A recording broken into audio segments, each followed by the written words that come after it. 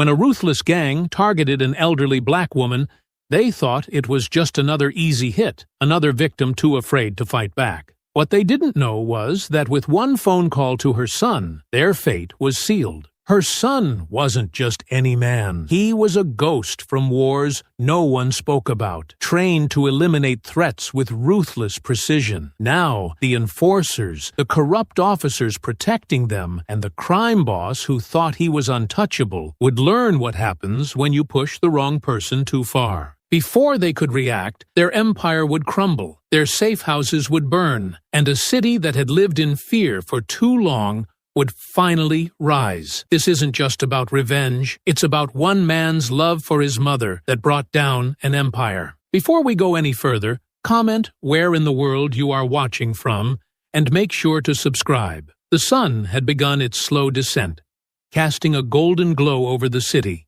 stretching long shadows across cracked sidewalks and aging storefronts. The streets, once vibrant with neighbors greeting each other and children playing on porches, now carried an uneasy quiet beneath the weight of change. Regina Hawthorne stepped out of Harry Langston's barber shop, her coat draped over her arm, purse secured at her side. The smell of talcum powder and aftershave clung to her like a familiar embrace, a comforting contrast to the shifting city around her. Inside, men had gathered in their usual spots, some discussing sports, others shaking their heads at the latest headlines. Regina had never been just another customer there. She had taught half the men in that shop, had scolded them when they were boys, encouraged them when they were struggling, and reminded them what it meant to stand tall in a world that too often tried to push them down. Harry Langston, the shop's owner, wiped his hands on a striped towel, leaning against the counter with the casual authority of a man who had seen it all. His hair was nearly gone, his beard streaked with gray, but his voice still carried the same weight it had since they were kids. "You sure you don't want me to walk you home, Miss Hawthorne?" Harry asked, concern laced beneath his usual gruffness. Regina scoffed, shaking her head as she adjusted the strap of her purse. "Boy, I was walking these streets before you knew how to hold a straight razor. What makes you think I need an escort now?" The younger men in the shop chuckled, but Harry wasn't so easily dissuaded. "It ain't like it used to be, Regina. You know that." Regina gave him a look, sharp and unwavering. "Of course I do. But I won't start acting afraid just because the world expects me to. That's how you lose, Harry. You start cowering, and then they think they own you." Harry sighed, shaking his head. "Stubborn as ever. Strong as ever," she corrected, smoothing a hand over her graying curls. "You let these young men hear you talk like that. Next thing you know, they'll be the ones walking around like they don't own their own streets." She turned toward them now, casting a look that commanded attention. "The city don't belong to the ones tearing it apart. It belongs to the people willing to stand their ground." There were nods, murmurs of agreement, but Regina knew words only carried so far. Still, it mattered to say them. It mattered to remind them. She glanced back at Harry and softened, just a little. "Besides, it's just a few blocks." Harry exhaled, rubbing a hand over his bald head. "You need anything, you call. I mean it." Regina patted his arm before stepping toward the door. "You worry too much." Stepping outside, she let the evening warmth settle around her. The sun was still lingering, casting a honeyed glow over the tops of buildings, but the streetlights had already begun to flicker on, their hum filling the quiet spaces between distant sirens and murmured conversations. She walked with purpose, the way she always had. She had never let fear dictate her steps, had never been the kind of woman to shrink herself to fit the comfort of others. Her body had slowed over the years, but her will had not. She was a black woman, a teacher, a woman who had built herself brick by brick, and refused to be torn down by the creeping tide of violence that had claimed so many corners of this city. And yet, even with all her certainty, she felt them before she saw them. The shift in the air, the low murmur of voices behind her, the kind of laughter that didn't carry warmth, but something colder, something edged. She didn't stop walking, didn't turn her head, but she listened. They weren't rushing. Not yet. They were watching, waiting. "Yo, look at this one," a voice muttered. "Young? Cocky? She's too old to be out here like this," another said, laughter in his tone. "Yeah," the first voice answered, louder now, for her to hear. "Lady, you shouldn't be walking around alone." Regina kept moving.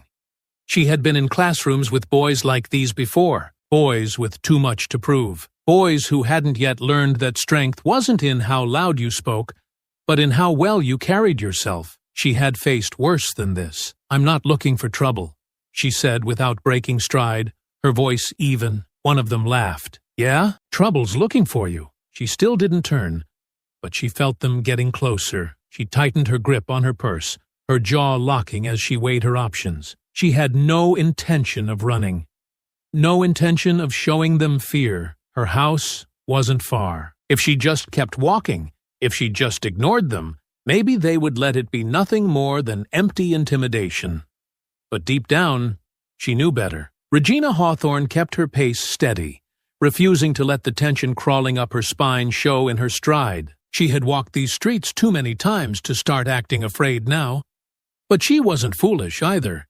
She could hear them getting closer, their footsteps light and unhurried, the kind of confidence that came from knowing they had the upper hand. She had taught boys like them before, seen that restless hunger in their eyes, the kind that came from wanting to prove something, to themselves, to their peers, to a world that had already written them off. Some of them had been saved, had let her voice cut through the noise before it was too late. Others had been swallowed whole, lost to the streets, to the gangs that promised power, but delivered nothing but an early grave. Regina exhaled slowly, her grip tightening around the strap of her purse. The street ahead stretched out, empty, lined with flickering streetlights and the occasional rustle of wind against storefront awnings.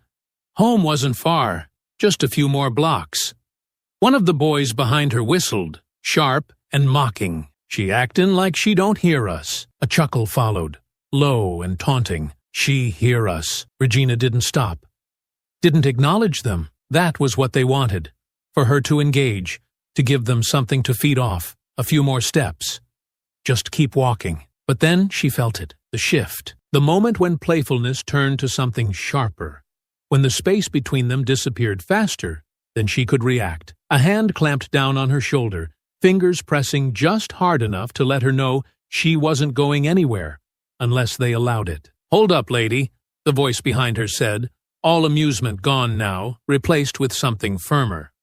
"We just want to talk." Regina stopped, not out of fear, but because she knew when a fight was already decided before it even began. There were 3 of them, and she was an elderly woman alone on a street where no one was going to intervene.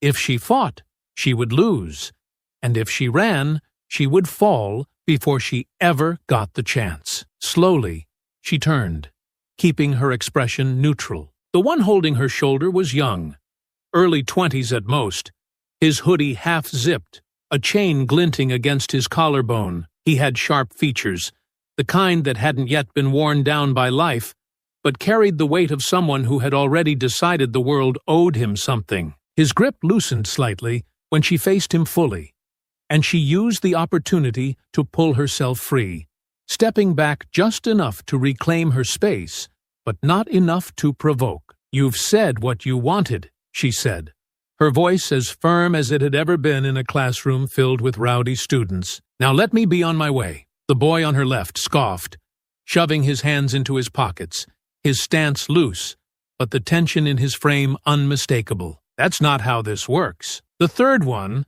younger than the rest, barely more than a boy, shifted his weight from foot to foot, his energy more nervous than aggressive. "Ain't nobody trying to hurt you, lady," he muttered, though he kept his eyes on the ground as he spoke. "Just be smart about it." Regina met his gaze, something flickering behind her own. Recognition. He had been one of hers, hadn't he? A long time ago, in one of her classrooms, back when he had still had choices. She inhaled slowly, letting the moment settle. "Tyrell," she said, and the boy's head snapped up like he had been struck. That's your name, isn't it? The older one, the leader, stiffened. Nah, lady. He goes by TK now. Regina kept her gaze on Tyrell.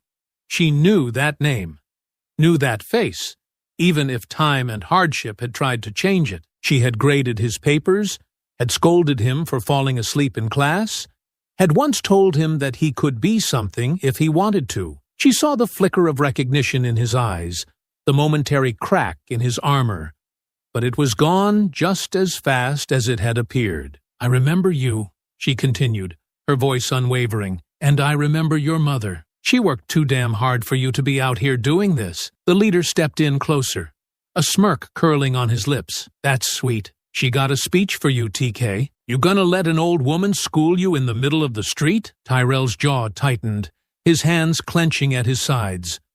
But he didn't move. The leader turned back to Regina, his amusement flickering into something colder. Listen, lady, you can talk all you want, but talking don't change nothing. What changes things is money. What changes things is knowing who's in charge out here. He gestured vaguely around them, to the city that had let them become what they were. And you're just another person walking around like this place still belongs to you?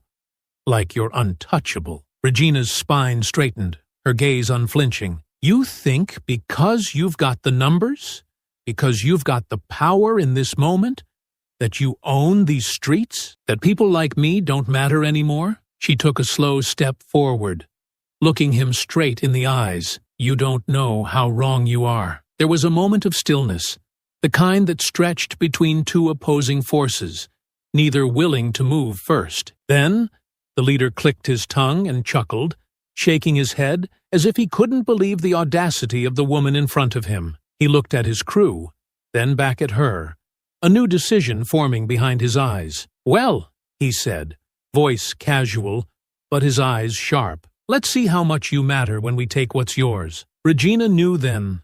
The robbery wasn't a question anymore. It was coming, but she didn't flinch. She didn't shrink. She had made them look her in the eye, had made one of them remember who he had been before the streets had claimed him. And if she couldn't stop what was about to happen, at least she could make damn sure they knew she wasn't just another victim. Regina Hawthorne had always believed in the power of standing tall, of meeting adversity with the same unwavering resolve that had carried her through decades of teaching, through the struggles of raising a family, through the losses that life had thrown at her without warning. She had always understood that the world could be cruel, but she had never once allowed herself to be cowed by it. Even now, as she stood with her spine straight, her breath measured, and her heart steady in the face of the boys who thought they could take from her, she did not yield. But defiance alone had never been enough to stop the tide. She saw it in the eyes of the one who had spoken first, the one who carried himself with the kind of authority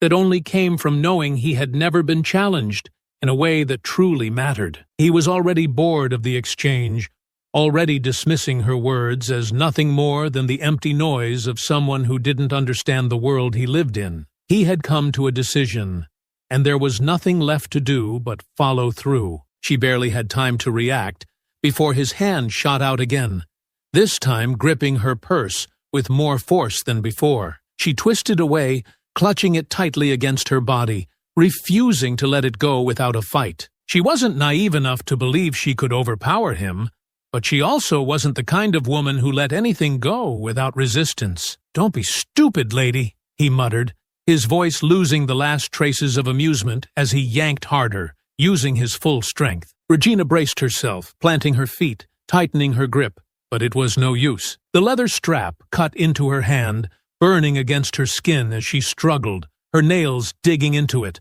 But the boy was young, and she was not. And with one final vicious tug, he tore it from her grasp, the force of it sending her staggering backward. She managed to stay upright for only a second before another set of hands shoved her hard from behind. The world lurched violently, the pavement rushing up to meet her before she could stop herself. Her knees scraped against the rough ground, pain bursting through her hip and shoulder as she hit the concrete, the impact rattling through her bones. Laughter echoed around her, cold and cruel, a sound that made her stomach turn, more than the pain did. She really thought she could fight back, one of them muttered, shaking his head. Regina pressed her palms against the ground, fingers stinging from the scrape, her breath coming sharp and unsteady. But she did not cry out. She did not beg. She tried to push herself up, but a sharp kick to her ribs sent her sprawling again, pain exploding in her side as the breath was forced from her lungs. Another kick landed, this time against her shoulder, jolting through her entire frame like a live wire, leaving a deep, aching throb in its wake. She could hear them still laughing, their words barely registering past the ringing in her ears, past the pulsing pain radiating through every nerve in her body. Then there was a pause, a shift in the air, followed by a low whistle of appreciation. "Check this out," the leader murmured, crouching beside her. She could see him now, just out of the corner of her eye, his fingers reaching for her left hand.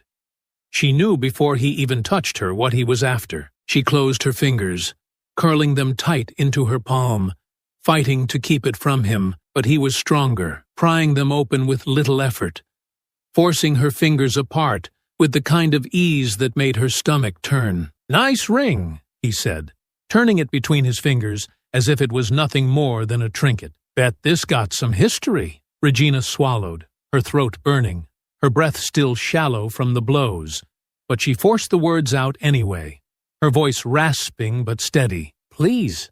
It was not for herself. It was not for pride. It was for the memory of the man who had slipped that ring onto her finger so many years ago, the man who had loved her through every hardship, who had stood beside her when the world felt too heavy, who had left a part of himself with her in that simple band of gold. The leader didn't even look at her when he slipped it into his pocket. He stood, rolling his shoulders, as if none of it mattered, as if this was nothing more than another night, another easy win. Regina remained where she was, lying against the pavement, feeling the weight of her body pressing into the unforgiving concrete. The pain would pass. The bruises would heal. The cuts would close. But none of that was what truly mattered. She would remember this moment, not for the pain, not for the humiliation, but for what it had set in motion. Somewhere in the distance, footsteps approached. A voice called her name, filled with concern, laced with worry. She turned her head slightly, just enough to see a familiar figure rushing toward her. James Parker, the man who had lived in the house 2 doors down from hers for over 20 years, the man who had helped her late husband fix their fence one summer, the man who had never once hesitated to step in when someone in the neighborhood needed something, dropped to his knees beside her, his hands hovering, unsure whether to touch her, afraid of making things worse. "Miss Hawthorne," he said, his voice thick with disbelief. "What happened?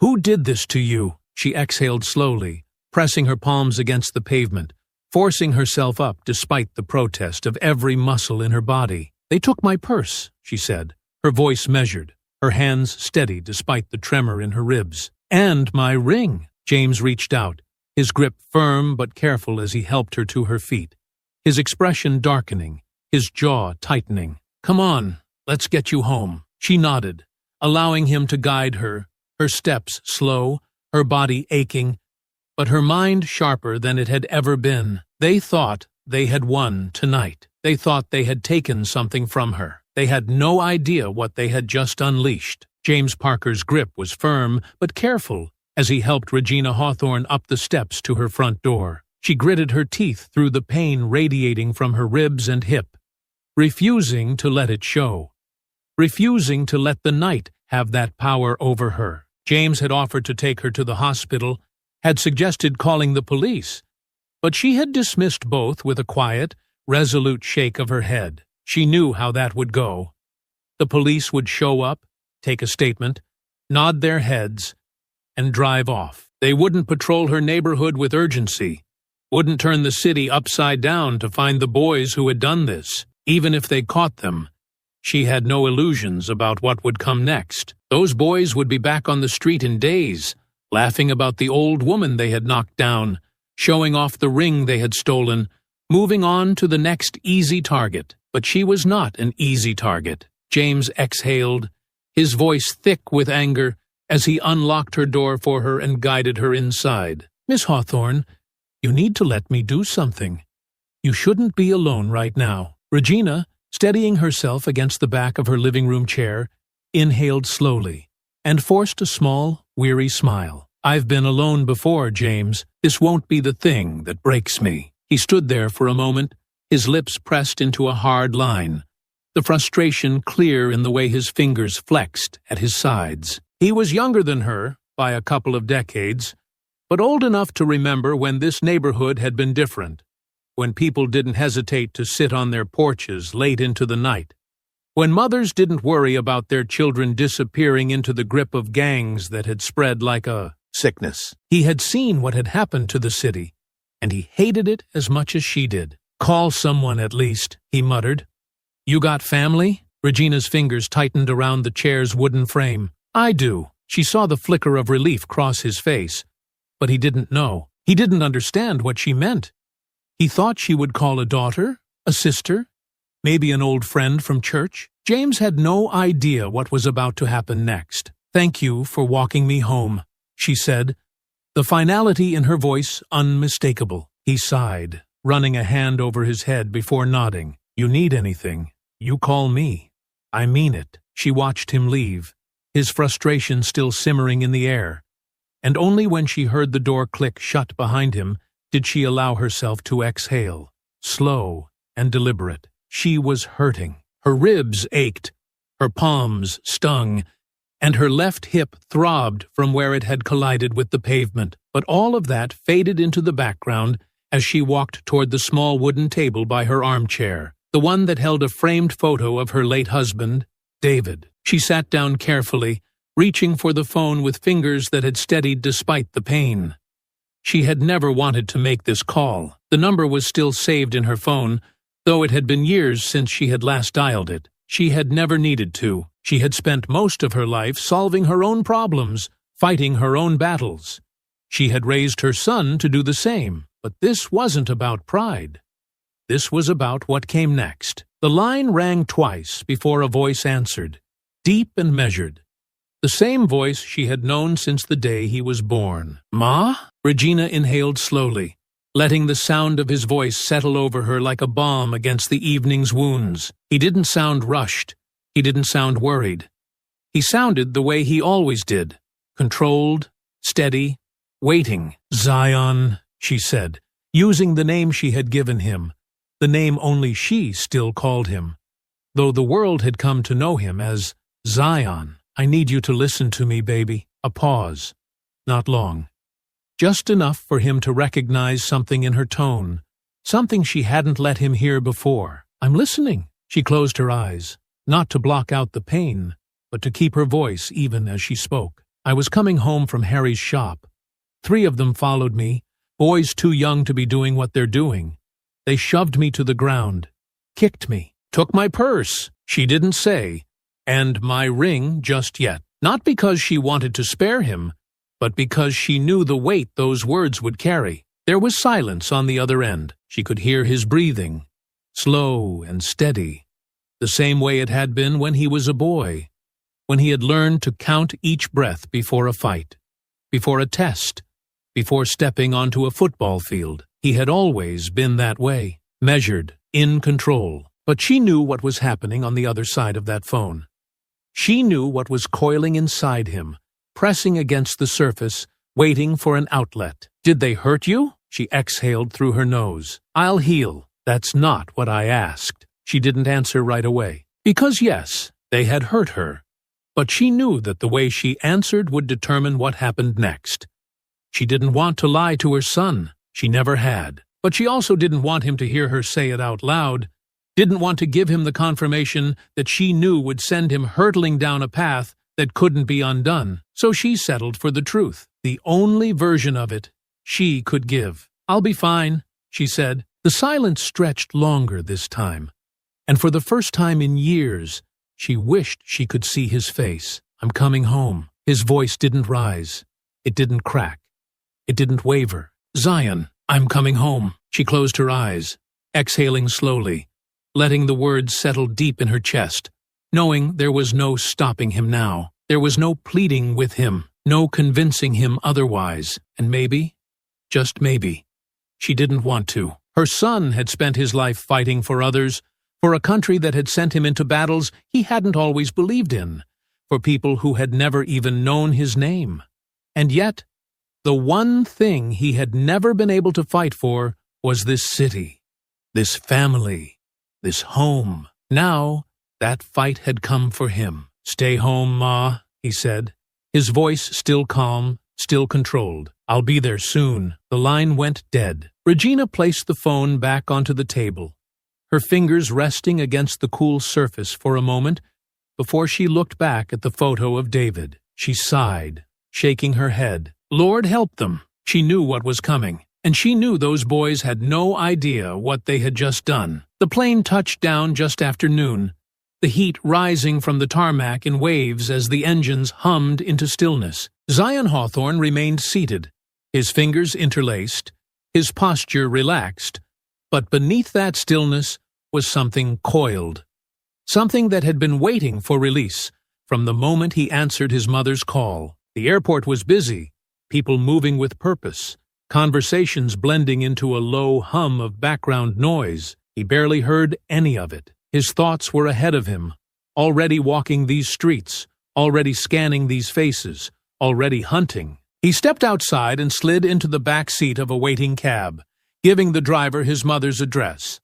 The man, older, with the weary eyes of someone who had seen the city change in ways he didn't like, hesitated before pulling away from the curb. "You visiting family?" the driver asked, his voice polite but carrying an edge of something else, something cautious. Zion didn't immediately answer. He watched the city slide past the window, his gaze sharp, dissecting every street corner, every group of young men huddled in conversation, every block that seemed quieter than it should have been. This was not the home he remembered. "Something like that," he finally said, his voice even. The driver nodded, drumming his fingers against the steering wheel as they idled at a red light. Across the intersection, a group of young men stood outside a convenience store, their movements slow but deliberate, their eyes darting toward the cab before turning away. They weren't loitering for the sake of it.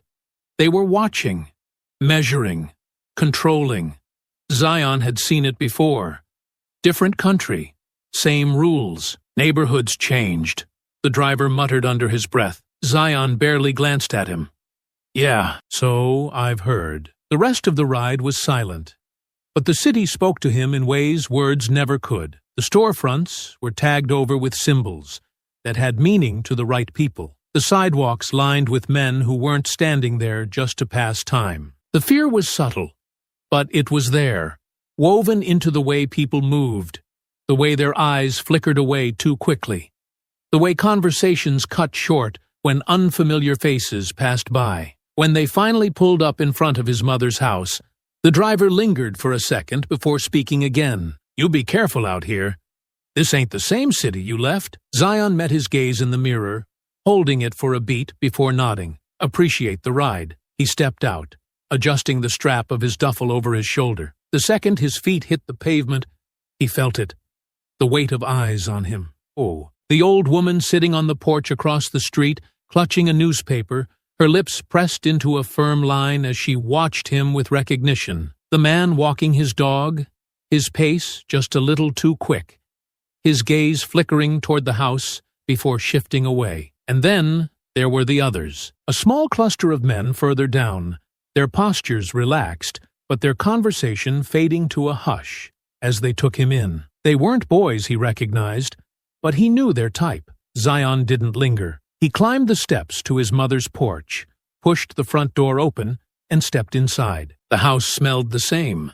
Spices, worn wood, the faint lingering scent of his mother's perfume. It was a house that had never changed, that had remained untouched by time, even as the world outside it shifted into something unrecognizable. Regina Hawthorne was in her chair, a cup of tea resting beside her, her posture composed, but her eyes carrying something heavier than before. She looked up when he entered, and for a moment, neither of them spoke. Then, She set her cup down and rose to her feet. Zion. She was the only person in the world who still called him that. He crossed the room, careful but purposeful, and wrapped his arms around her. He could feel the slight stiffness in her frame, the hesitation in the way she leaned into him, not from uncertainty, but from pain. His jaw tightened as he pulled back, his eyes scanning her face, taking in the faint bruises, the way she moved with just a little too much caution.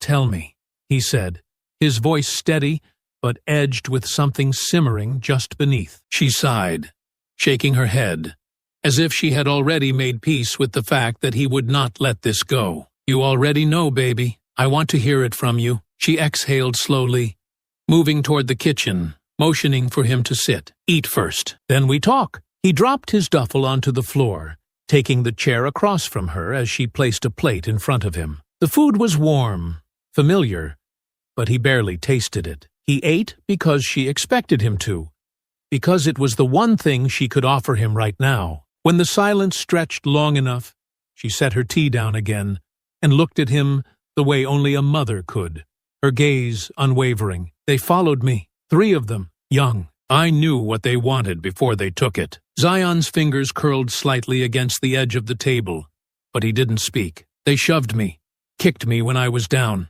Her voice remained steady, but her hands, resting against the table, betrayed a slight tremor. "Took my purse." Zion's breathing had not changed, but his entire body had gone still in the way that only came before action. She hesitated for just a moment, before she added, "And my ring." His hands flexed once, just a small movement, but it was enough for her to know what was coming next. "Zion," she warned, but his expression remained unreadable. His voice, when he finally spoke, was quiet, too quiet. "Do you know who they were?" She shook her head. "Does it matter?" His jaw clenched. "It matters."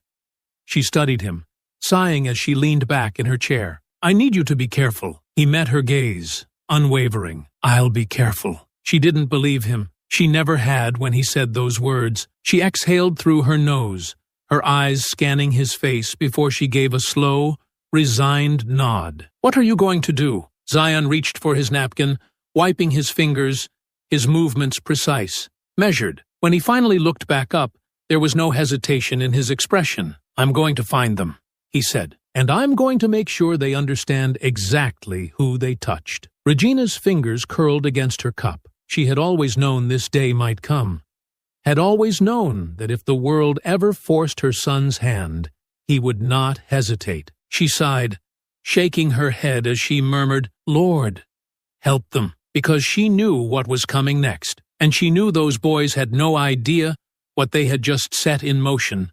Regina had always been a woman of resolve, a force of nature when she made up her mind about something. Zion Hawthorne had seen that strength in her all his life, in the way she had fought for her students, in the way she had held their family together through loss, in the way she had never once backed down from what was right. But tonight, as she sat across from him at the kitchen table, her fingers lightly tracing the rim of her teacup, there was a different kind of determination in her gaze, one that he wasn't sure how to handle. He had expected fear, at least a trace of it. He had expected hesitation, maybe even a plea for him to let it go.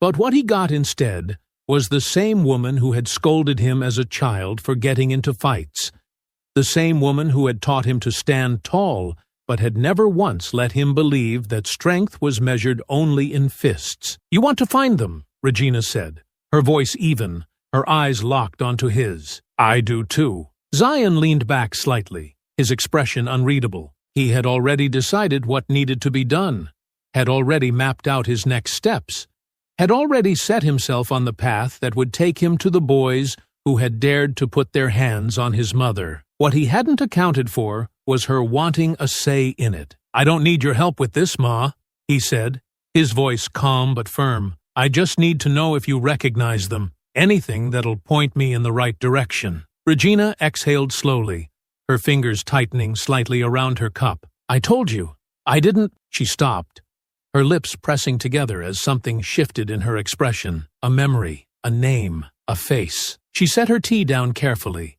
her fingers steady despite the bruises along her knuckles. "I do know them," she admitted, her voice quieter now. "And I know one thing." Zion waited, his patience unshaken. "They'll come again," she continued. "Same neighborhood, same mindset. They got away with it once. They'll think they can do it again. And if there's one thing I've learned about men who take what isn't theirs, it's that they never stop at one." Zion's jaw tightened slightly, his fingers flexing against the edge of the table. He knew she was right. He had seen it time and again in places far worse than this city, had spent years tracking men who thrived off weakness, who fed off fear, who kept coming until someone made them stop. But that didn't mean he liked where she was going with this. "They're not ghosts, Ma. I don't need to lure them out. I'll find them." Regina held his gaze, unwavering. "And what if you don't? What if they find someone else first? Someone who doesn't have you to come running?" He didn't answer right away. She leaned forward slightly, her voice lowering but not losing an ounce of its weight. "I may be old, but I'm not scared. Not when I have you." His chest tightened at that. She had never been one for dramatics, had never used words to manipulate, never wielded guilt like a weapon. But there was something about the quiet truth in her statement that struck deeper than any plea ever could. He sighed, running a hand over his beard before shaking his head. "What exactly are you proposing?" Regina leaned back, folding her arms in a way that told him she had already worked this out long before he had even set foot in this house. "I borrow a necklace, a valuable one. I take the same route I did that night, and I wait." Zion's hand curled into a loose fist against the table. "And when they come?" A slow, knowing smile tugged at her lips. "That's when you do what you do best." He exhaled sharply. Not quite a laugh, not quite frustration. Somewhere in between. He had walked into war zones with less hesitation than he was feeling now. It wasn't that he didn't believe in his mother's strength. He did, with every part of him. But he also knew the kind of men that had taken over this city. "They won't come alone," he said finally. "They'll be watching, waiting, maybe even testing you to see if you're worth the risk. If they see anything out of place, anything that doesn't sit right, they'll scatter, and we'll be back to square one." Regina nodded, already ahead of him. "Then we make sure nothing seems out of place." He sighed, rubbing his temples, knowing there was no winning this argument. "And where exactly are you getting this necklace?" "A friend of mine, Evelyn, has a daughter who married well," Regina said, a glint of amusement flickering through her eyes. "A few years back, she bought herself something expensive and flashy for a gala, and she's hardly worn it since. When I told Evelyn what happened, she was more than happy to loan it to me." Zion raised an eyebrow. "She knows what you're using it for?" Regina took another sip of her tea. "She knows I'm making sure no other woman in this neighborhood has to go through what I did." He exhaled slowly, leaning back in his chair, rolling the idea over in his mind. Every instinct in him told him this was a bad idea, that he should be the one walking those streets, that he should be the bait, that putting her in harm's way was something he could never allow. But he also knew his mother. She had made up her mind, and no amount of reasoning was going to change it. Finally, he nodded once, accepting what he couldn't control. "Fine. But I'll be watching. The second something doesn't feel right, we shut it down." She gave him a look, one that said she had already assumed that much. "Of course, baby." He shook his head, running a hand over his beard again, a habit she recognized as his way of steadying himself when things weren't sitting right. "Tomorrow night, then. Just after sunset. We'll do it exactly the way it happened before. No variations, no changes." Regina smiled, slow and knowing. "Then I suppose I should get some rest.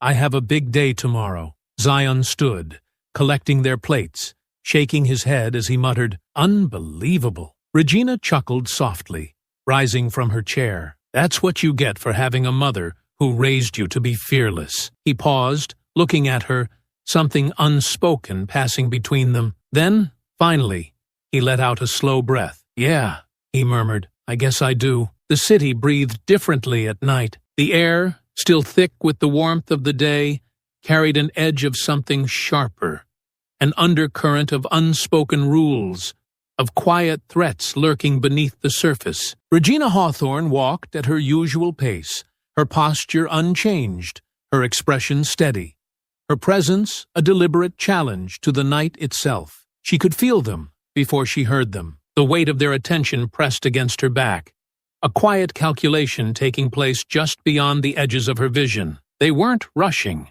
They weren't careless. They moved with the patience of men who believed they had control of the situation before it had even begun. The leader was the first to speak, his voice low, confident, full of the kind of arrogance that came from never having faced a true consequence in his life. "Look at this," he murmured, more to his crew than to her. She walking around like nothing happened. The second one, younger, meaner, let out a quiet scoff. "Old lady don't learn." Regina kept her stride even, her eyes forward, her breath steady. She had spent years in classrooms filled with boys just like them, had seen the same bravado, the same desperate need to be seen as more dangerous than they truly were. But there had always been a difference between play acting and what came after the moment they crossed the wrong line. She could hear their steps falling in sync with hers now, feel the way they were closing the space between them inch by inch. They wanted her to feel it, to recognize that she was cornered, that there was nowhere left to go. The leader moved first, veering into her path, his head tilting slightly as if examining her. "That's a real nice necklace," he said, letting his gaze flicker down to the gold resting against her collarbone. "Looks expensive." Regina met his eyes without hesitation, her voice measured, unreadable. "It is." His smirk widened, his fingers flexing at his sides. "That's so. Might be safer if you let me hold on to it. You know, just to make sure nothing happens to it." Regina exhaled, slow and steady. "You boys don't think past the moment, do you?" The leader blinked, something shifting in his expression for just a second before he forced the smirk back into place. "You think you're smarter than us, lady?" His voice had changed, just slightly, the first crack in the mask of control. Regina tilted her head, her gaze unwavering. "I think you made a mistake last time, and I think you're about to make a worse one." For the first time, he hesitated. Not much, not enough for his crew to notice, but Regina noticed, because deep down he could feel it too. The change in the air, the invisible shift in balance. Something was wrong, and he didn't know what yet. But arrogance was a powerful thing, and he had no intention of backing down. "Hold her," he muttered to one of his men. "I'm taking that chain." The second one moved fast, his hand darting toward Regina's arm. But that was the moment everything unraveled.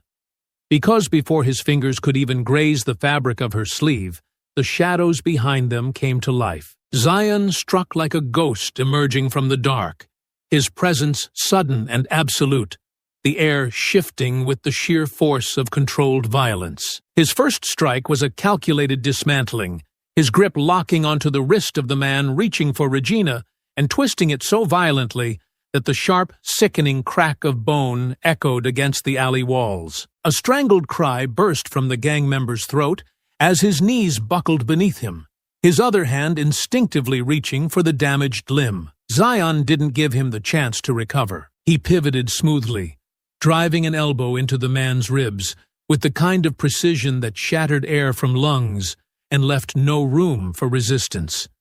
The gang member collapsed, coughing, gasping, his hand cradling his ruined wrist. Everything shifted in an instant. The second one lunged, moving on instinct rather than thought, his arms swinging in a wide arc. Zion didn't flinch.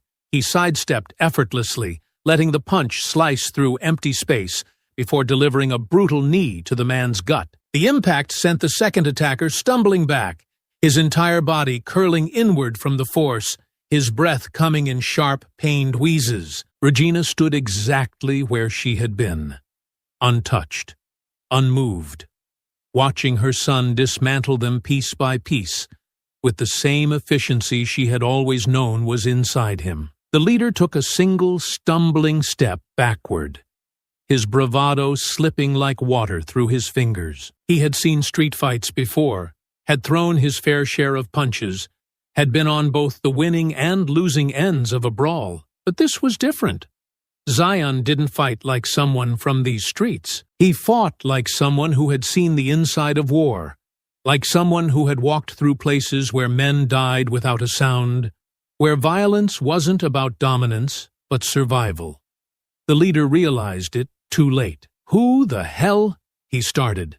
But Zion was already moving. A single, brutal step closed the distance between them, and before the gang leader could react, Zion's hand shot out, gripping the front of his hoodie and yanking him forward with terrifying ease. The gang leader barely had time to suck in a breath before his back collided with the nearest brick wall, the impact forcing a strangled sound from his throat. Zion didn't let go. He kept him pinned, his grip ironclad, his breathing calm. "You touched my mother," Zion said, his voice quiet, so quiet it was more terrifying than a scream. The gang leader twitched, his hands grappling at Zion's wrist, trying to pry himself free. I didn't know." "Shut up," Zion said simply. His grip tightened, his knuckles going white against the fabric. The leader's breath stuttered, his pulse thundering against his throat as the reality of the situation began to set in. He wasn't in control. He had never been in control. Regina, still standing where she had started, didn't move. She didn't need to. She had told them they had made a mistake. Now they were starting to understand just how big of one it had been, and Zion wasn't finished yet. The lesson had only just begun. The gang leader's body was trembling beneath Zion's grip, his back pressed hard against the brick wall, his breath coming in ragged, uneven gasps. His hands still gripped at Zion's wrist in a feeble attempt to pry himself free, but there was no strength left in him. The arrogance had drained from his eyes, replaced with something raw and primal, fear. Regina stood just a few feet away, unmoving, composed, watching with the same steady patience she had always carried. She had warned them that they had made a mistake. Now they were beginning to understand just how deep of a mistake it had been. But the night wasn't done with them yet. Zion barely had time to shift his stance before he heard footsteps pounding against the pavement from deeper in the alley. More were coming, drawn by the commotion, by the shattered confidence of their fallen friends. The first one to charge was big, built like a man who had spent his life throwing his weight around, expecting it to be enough to win every fight he started. His fist was already swinging before he had even fully closed the distance, his entire body moving with brute force rather than precision. Zion sidestepped smoothly, letting the man's momentum carry him forward before striking, driving a sharp elbow straight into the attacker's exposed ribs. The force of the blow stole the air from his lungs, but Zion didn't stop there. Before the man could recover, Zion pivoted, grabbing the back of his head and slamming his face into the nearest brick wall. The wet crunch of cartilage breaking filled the air as blood splattered against the bricks. The man crumpled, his body limp before he even hit the ground. The second one was faster, younger, more agile. He didn't charge in blindly. He feinted first, testing Zion's reactions, looking for an opening, but he wasn't fast enough. Zion let him think he had an opening, waiting until the moment the man committed to a full strike before stepping inside his reach. His hands locked onto the attacker's arm, twisting it at an unnatural angle, using his own weight against him. The gang member let out a sharp, agonized scream as his elbow hyperextended, the joint popping violently. Zion finished it with a knee to the gut, sending him collapsing onto the pavement, gasping for air. Another one came at him from behind, this one smarter, swinging a pipe aimed directly for the back of Zion's skull. Regina saw it first. "Zion!"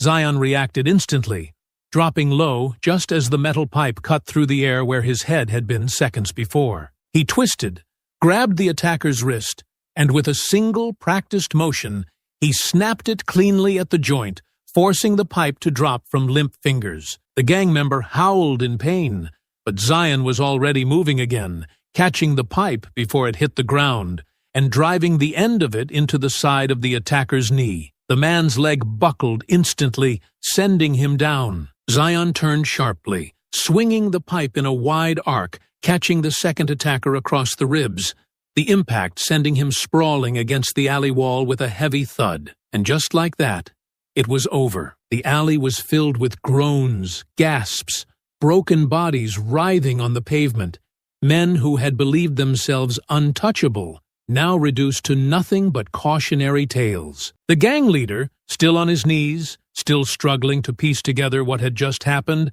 lifted his head, his face twisted in something between pain and realization. Zion crouched down in front of him, his expression unreadable, his voice low and steady, free of emotion, but heavy with certainty. "You're going to talk," Zion said. The gang leader shook his head weakly, his lips parting, but no words came. He still thought there might be a way out of this. Zion didn't hesitate. He grabbed the man's already bruised hand, fingers closing around his pinky, and twisted. A sharp, piercing snap rang through the alley. The gang leader screamed, his body jerking violently, his breath coming in sharp gasps. "I can keep going," Zion said, his voice calm, so calm it was terrifying. "Or you can tell me what I want to know." The gang leader trembled, his head shaking. I don't know what you—" Another snap. Another scream. Zion didn't blink. "I don't have patience for lies." The man's breathing hitched, his entire body shuddering beneath Zion's grip. And then, finally, he broke. "Novak," he gasped, his voice cracking under the weight of fear. "Victor Novak." Regina stiffened at the name, her expression darkening ever so slightly. Zion's grip tightened. Novak. Zion had heard the name before, spoken in whispers, muttered in places where men feared their words would be traced back to them. Victor Novak wasn't just a gang leader. He was the one who sat at the top, the man who controlled the streets with an iron grip, the one who had turned this city into his personal empire. Zion released the man's broken hand, letting him slump back onto the ground, clutching his injured fingers to his chest. He no longer mattered.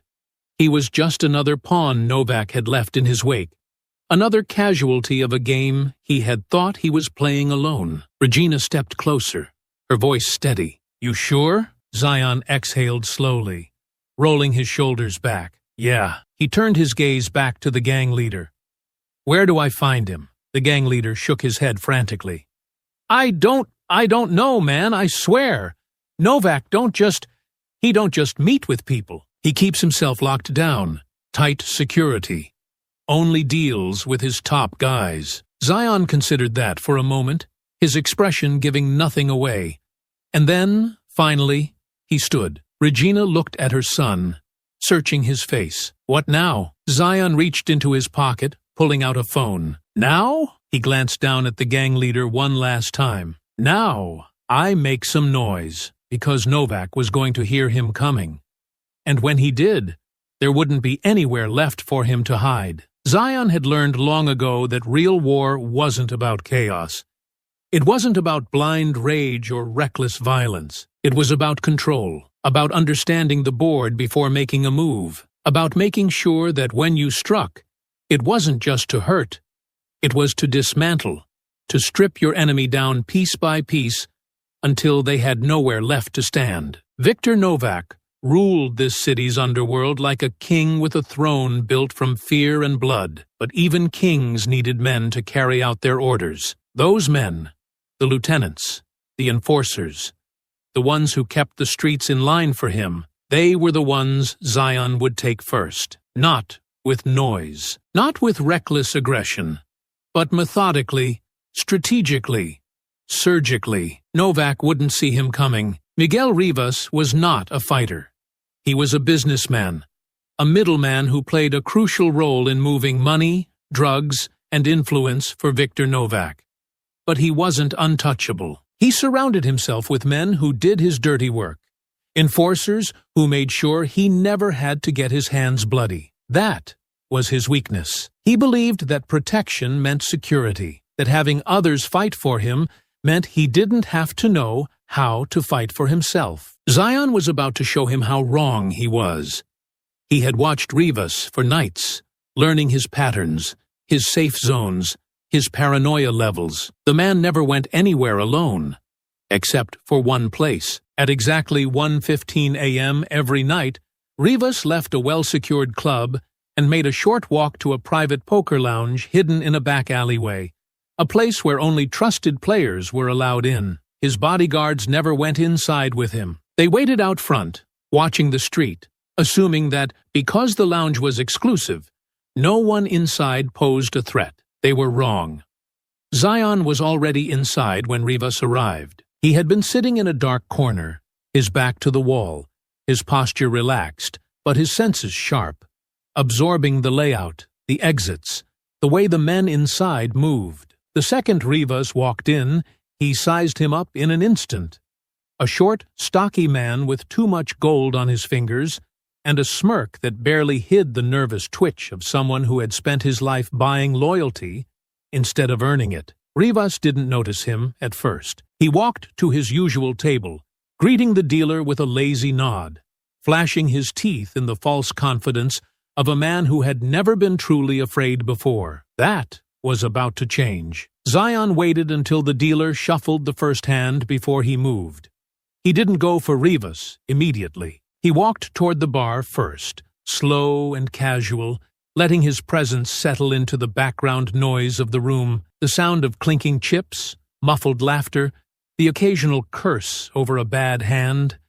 It all blended together into a scene Rivas had walked into 100 times before. He didn't know this was the last time. Zion reached the bar, resting a hand lightly on the edge, leaning in just enough to get the bartender's attention. "Whiskey? Neat," the bartender nodded, but his hand never reached for the bottle, because in that same moment, Zion moved. He pivoted sharply, grabbing the back of Rivas's chair and yanking it backward with a violent pull. Rivas went down hard, his body slamming against the floor, his breath leaving him in a sharp gasp of shock. Cards and chips scattered across the table, drinks spilled, voices raised in sudden confusion. Zion didn't hesitate. He stepped forward, grabbing Rivas by the collar and dragging him up before slamming him down against the table with enough force to rattle everything on it. The room froze. Rivas let out a sharp, choked sound, his hands scrambling for purchase, his mind catching up to the reality that he wasn't in control. Zion leaned in close, his voice quiet but firm, meant only for Rivas to hear. "Outside, your men are waiting. They think you're safe in here." His grip tightened, pressing down just enough to let Rivas feel the helplessness sinking in. "You're not." Rivas gasped for air, his eyes wide with disbelief. Who the hell?" Zion slammed his head against the table again, cutting off whatever weak protest had been forming. A glass shattered from the impact, pieces of it embedding into the wooden surface. The tension in the room thickened, the other players staring, their hands half raised as if they weren't sure whether to intervene or stay out of it. No one moved. Zion pulled Rivas upright just enough to spin him around and send him stumbling toward the back exit. He kept a tight grip on his collar, steering him through the stunned silence, pushing past tables as players scrambled out of the way. The second they hit the alley, Rivas tried to fight. He was clumsy, wild, lashing out with the desperation of a man who had never thrown a real punch in his life. Zion caught his wrist mid-swing, twisting it violently. The sound of tendons straining filled the narrow space, followed by Rivas's sharp scream. "You're going to tell me what I want to know," Zion murmured, pushing him back against the damp brick wall. "Or I'm going to start taking pieces of you apart." Rivas's chest heaved, his body trembling, but his pride hadn't broken yet. "I ain't saying—" Zion didn't let him finish. He drove a fist into Rivas's stomach, a sharp, precise strike aimed right below the ribs. The smaller man gagged, his knees buckling, his body folding over Zion's arm as his breath came in wheezing gasps. Zion didn't let go. He yanked him upright again, this time grabbing a fistful of hair, forcing him to look him in the eyes. "Names," Zion said, his voice colder this time. "Give me Novak's lieutenants." Rivas coughed, his breath shuddering. I don't—" Zion drove his knee up, smashing it into Rivas's ribs. A sharp crack followed. One, maybe two ribs breaking under the force of the impact. Rivas screamed, his body sagging, but Zion held him upright, kept him awake, kept him feeling every second of the lesson he was being taught. "You've got one chance," Zion warned, his voice dangerously even. "Tell me where Novak's power starts, or I make sure you never walk out of this alley." This time, when Rivas coughed, it was wet, tinged with something deeper than just pain. His head lolled slightly, but he forced himself to lift it, his fear finally overriding his false bravado. His lips trembled before the words spilled out like a confession at gunpoint. "Dominic!" he gasped. "Dom Varela. He's Novak's muscle. He controls the weapons, the shipments. He's the one who enforces everything." Zion nodded once, absorbing the information. Then, with one final calculated motion, he let go of Rivas, just long enough to slam him face first against the brick wall. The man slumped to the ground, unconscious, blood pooling beneath him. Zion stepped back, rolling his shoulders, already thinking about the next name on his list. One down. And Novak had no idea what was coming next. Zion had always known that a war wasn't won in a single battle. That taking down an empire built on fear and blood required precision, strategy, and the kind of patience that could break a man long before he ever realized he had lost. Miguel Rivas had been the easy part, a soft, spoiled man who had relied on money and influence to keep himself safe, never once believing that the walls he had built around himself could come crashing down in an instant. But Dominic Varela was different, a man who had built his name not through whispered deals or backroom exchanges, but with his fists, his brutality, and the unshakable reputation of someone who had never lost a fight that mattered. That was why Zion had spent 3 nights learning every detail of Dom's routines, memorizing the ways he moved, the places he considered safe, the people who surrounded him at all times. Unlike Rivas, Dom didn't hide behind luxury. He thrived in violence, ruled by it, carried himself like a warlord patrolling his kingdom, certain that no one in this city would dare challenge him. He was a man who killed for pleasure as much as for business.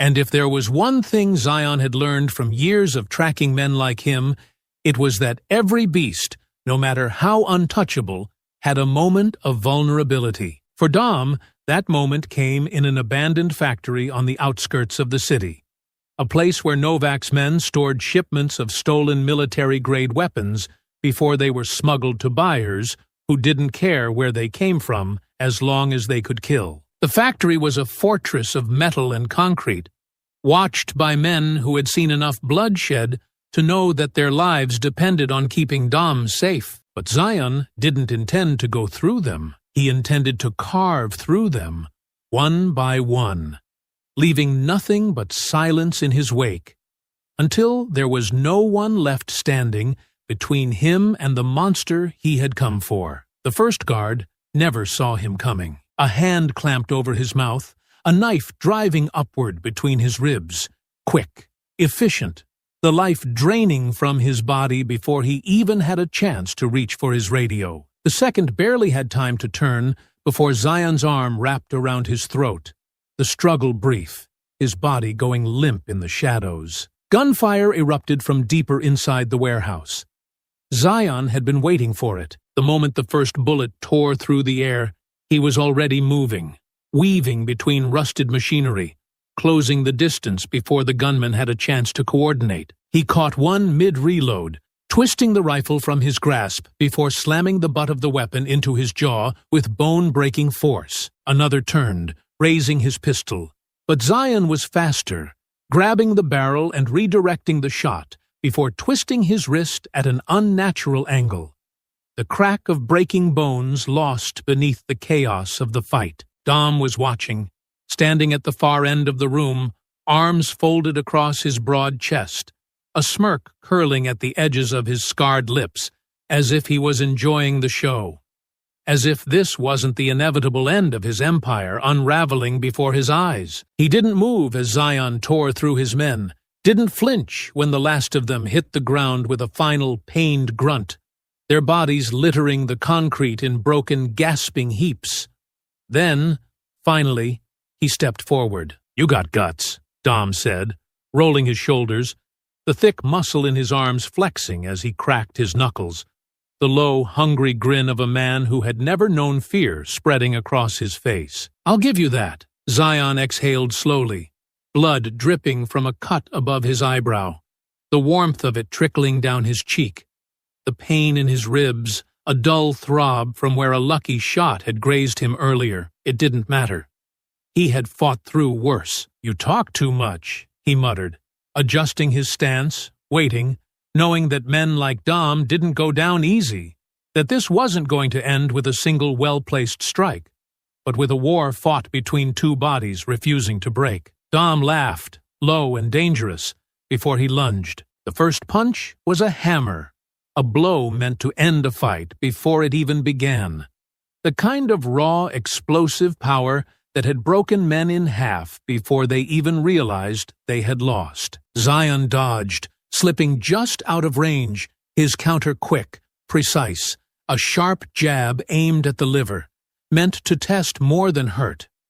Dom barely reacted. The second swing came even faster, forcing Zion back as Dom pressed forward, relentless, his size and strength making him a living wrecking ball with nothing to lose. Zion moved with it, waiting, watching, letting Dom burn himself out. But then, a mistake.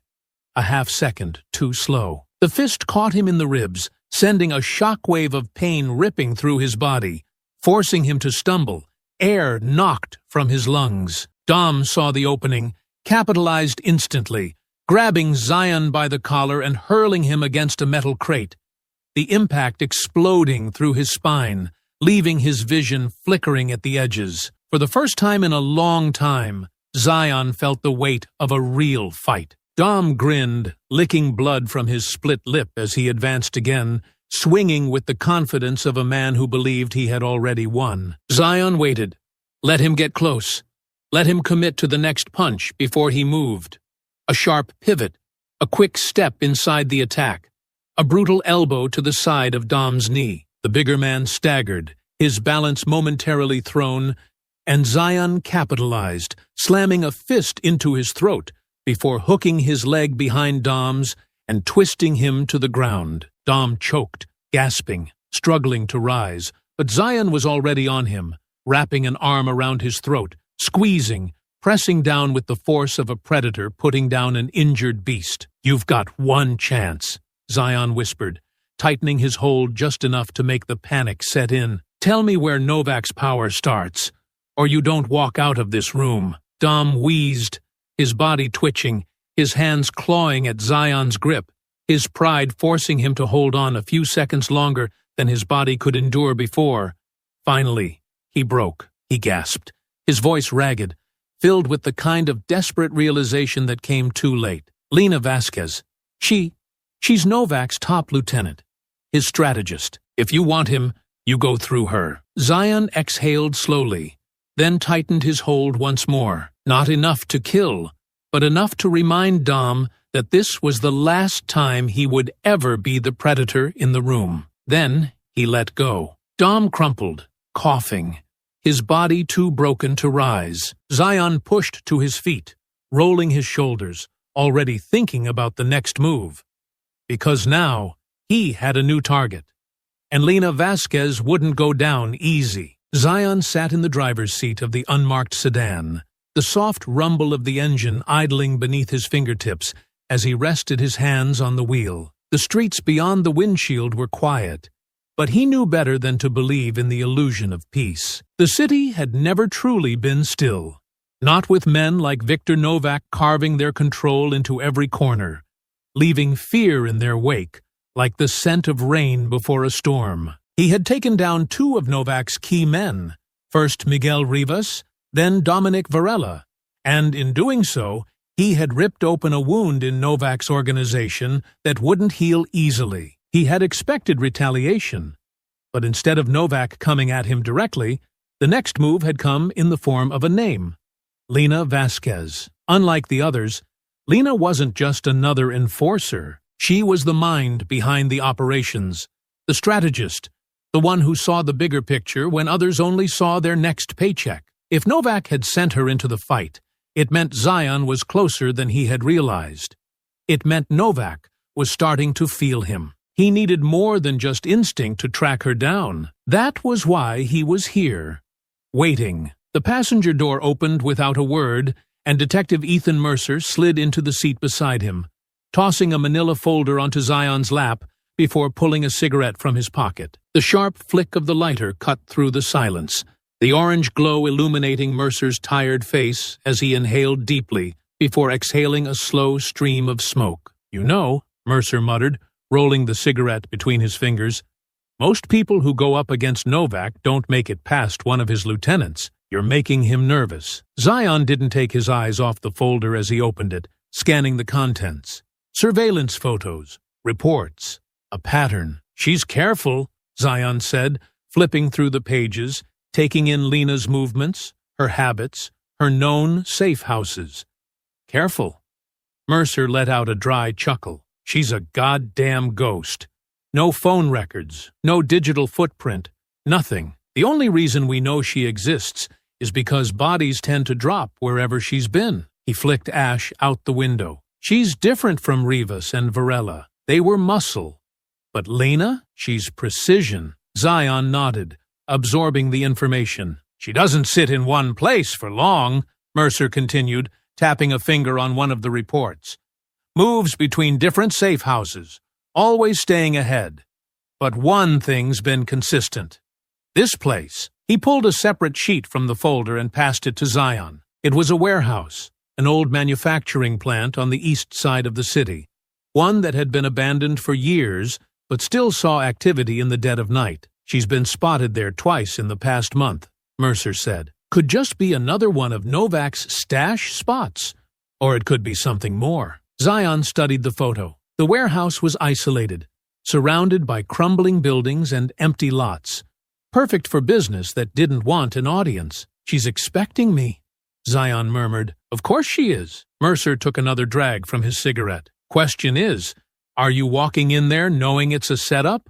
Or are you hoping you're wrong?" Zion closed the folder, tossing it onto the dashboard before shifting the car into gear. "I don't hope," he said simply. The city lights faded behind him as Zion drove east, the glow of neon and street lamps giving way to the dim, uneven flicker of industrial fixtures, the kind that buzzed softly like dying electricity. The streets here were emptier, quieter, but not in a way that meant safety. He kept his focus ahead, his mind sharp, the details of the reports still fresh in his head. Lena didn't move without a reason. If she had allowed herself to be seen at this warehouse, then it meant she had made a decision to be found. He adjusted the holster beneath his jacket, checking the weight of the pistol against his ribs. He didn't intend to rely on it. He preferred his hands, the certainty of them, the control they gave him in a fight. But Novak's people weren't above using guns, and he wasn't arrogant enough to think he was untouchable. The warehouse loomed ahead, its metal frame skeletal against the night sky, the broken windows jagged like the teeth of something waiting to devour whatever stepped inside. Zion parked the car a block away, stepping out quietly, his breath slow, controlled, as he scanned his surroundings. The air smelled like rust and damp asphalt, the remnants of old industry lingering like a ghost. There were no visible guards outside, no movement, but that only confirmed what he already knew. They weren't outside because they were already inside, waiting. He approached with purpose, his footsteps silent against the cracked pavement, his senses tuned to every sound, every flicker of movement in the dark. The warehouse doors were slightly ajar, enough to let him in without effort. He stepped inside. The silence was immediate, thick and heavy, pressing in from all sides. Zion's eyes adjusted to the dim interior, the metal scaffolding above casting long shadows across the floor, crates stacked haphazardly against the walls. There was a faint glow coming from deeper inside. Firelight, its flickering edges licking at the dark. He moved further in, slow and deliberate, his body already shifting into readiness, his breathing steady, a creak from above, a whisper of movement to his left. Then, the click of a gun's safety being disengaged. "Welcome, soldier." Lena's voice broke the silence, smooth and sharp like a blade being drawn from its sheath. "Took you long enough." The moment the words left her lips, the trap sprang shut. The lights overhead burst to life, flooding the space in a harsh, artificial glow. Zion didn't flinch. 4 men stepped out from the shadows, guns raised, their stances disciplined. Not hired street thugs, trained killers, Novak's best. And standing on the catwalk above them, looking down at him with a smirk that didn't quite reach her cold, calculating eyes, Lena Vasquez, Novak's deadliest weapon. "You came all this way for me," she mused, tapping her nails lightly against the metal railing. "I'm flattered." Zion didn't speak. He was already calculating, already measuring the angles, the exits, the distance between him and each threat. The fight hadn't started yet, but it would. And when it did, there would be no escape, only fire and blood. Zion Hawthorne stood in the middle of the warehouse, his posture loose but deliberate, his body already shifting into readiness as he took in every detail of the room. The harsh glow of overhead lights had burned away the shadows, leaving nowhere to hide. The metal scaffolding above creaked faintly, the weight of Lena Vasquez resting against the railing as she looked down at him with that same cool, unreadable expression, her fingers tapping lightly against the steel. The men flanking him were spread out just enough to cover different angles, their stances disciplined, controlled, the weight of their weapons balanced with the ease of professionals. These weren't common street soldiers. They were killers, trained and efficient. Novak's best. And Zion didn't wait for them to make the first move. The second he saw the twitch of a finger, the shift in muscle, the instinctive tightening of the jaw that always preceded a trigger pull, he moved. The first shot fired, missing by inches as Zion rolled to his left, slipping between 2 crates, using the terrain to his advantage. The echo of gunfire rattled through the space, deafening, the muzzle flashes brief bursts of light cutting through the warehouse. He didn't return fire. Not yet. He let them react. Let them chase him. Let them believe he was simply dodging until they fell into the rhythm he wanted. The man closest to him had adjusted his stance, following Zion's movement with calculated patience, keeping his gun leveled, tracking like a hunter sighting prey. Zion made him commit, gave him just a second's worth of a clear shot, before twisting low, cutting sideways into a sprint. The attacker shifted his aim, but by the time he pulled the trigger, Zion was already in the air, closing the distance, his hands locking around the barrel. With a sharp, controlled twist, he turned the rifle up, forcing the man's own momentum against him, snapping his wrist out of alignment. The gun fired, the round burrowing into the ceiling instead of Zion's chest. A second later, Zion drove his forearm against the man's throat, smashing him backward against a stack of metal crates. The man choked on his own breath, fingers scrambling for his sidearm, but Zion didn't give him the chance. He twisted the rifle fully out of his grip, spun it in his hands, and used the butt of it to slam into the man's temple. The impact was brutal, the body collapsing against the steel floor. Zion didn't keep the rifle. He tossed it aside, already moving toward the next threat. 2 more gunmen had shifted into a new position, moving in tandem, one providing suppressive fire, while the other advanced toward Zion's last position. They were trained, tactical, disciplined, but predictable. He timed his movement with precision, letting the spray of bullets pass just behind him before lunging forward, twisting into the open space between the advancing gunman and the suppressing shooter. The man moving forward barely had time to react before Zion drove a knee into his ribs, cracking at least one, forcing a strangled noise of pain from his throat. The gun jerked in his hands, his grip faltering, his aim losing focus, just long enough for Zion to grab his wrist and wrench it sideways. A single gunshot exploded into the space, the bullet embedding itself into the suppressing shooter's shoulder. Before either of them could recover, Zion shifted his weight and snapped the gunman's elbow backward in a sharp, brutal motion. The scream barely left his lips before Zion tore the weapon from his hands and turned it against him, firing 2 controlled rounds into his chest. The other shooter, clutching his bleeding shoulder, still tried to raise his gun. Zion reacted faster. A swift step forward, closing the gap, slamming the barrel of the pistol under his chin. "You want to die for Novak?" Zion's voice was low, controlled, steady. The man's lips trembled, his fingers still curled around the grip of his weapon, but he hesitated, the weight of his choice settling too late. Zion exhaled. Then he pulled the trigger. The body hit the ground, and for the first time since the fight had started, silence pressed in between the burning air. Lena Vasquez was still perched above, watching, her expression unchanged, as if she had expected nothing less from him. Zion wiped the blood from his lip, adjusting his stance, breathing through the pain blooming in his ribs. He knew she wasn't going to run. Lena didn't operate that way. She had sent these men to slow him down, to gauge him, to measure the depth of the storm that had come for Novak. And now, with her forces reduced to bodies cooling on the floor, she knew exactly what she was dealing with. Zion exhaled once, slow and controlled, before finally breaking the silence. "Come down," he said, his voice carrying through the smoke and embers licking at the warehouse walls. "Unless you're just here to watch me kill your men." Lena smiled then, slow and sharp, pushing off the railing in one smooth motion. She landed without a sound, a predator stepping onto the battlefield. "You're good," she admitted, rolling her shoulders, stretching out the muscles in her arms like she was warming up. "Better than most.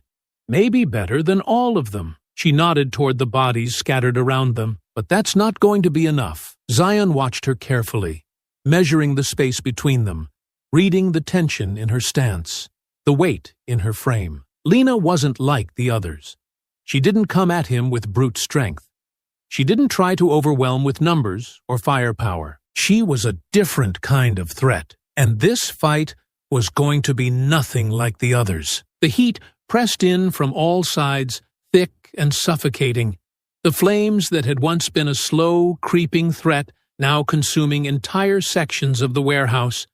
The wooden beams above crackling, embers floating through the air like dying stars. The bodies of Lena's men lay sprawled across the concrete, silent and motionless, but she didn't look at them. Her focus was entirely on him. Zion stood opposite her, shoulders squared, the weight of exhaustion settling into his body.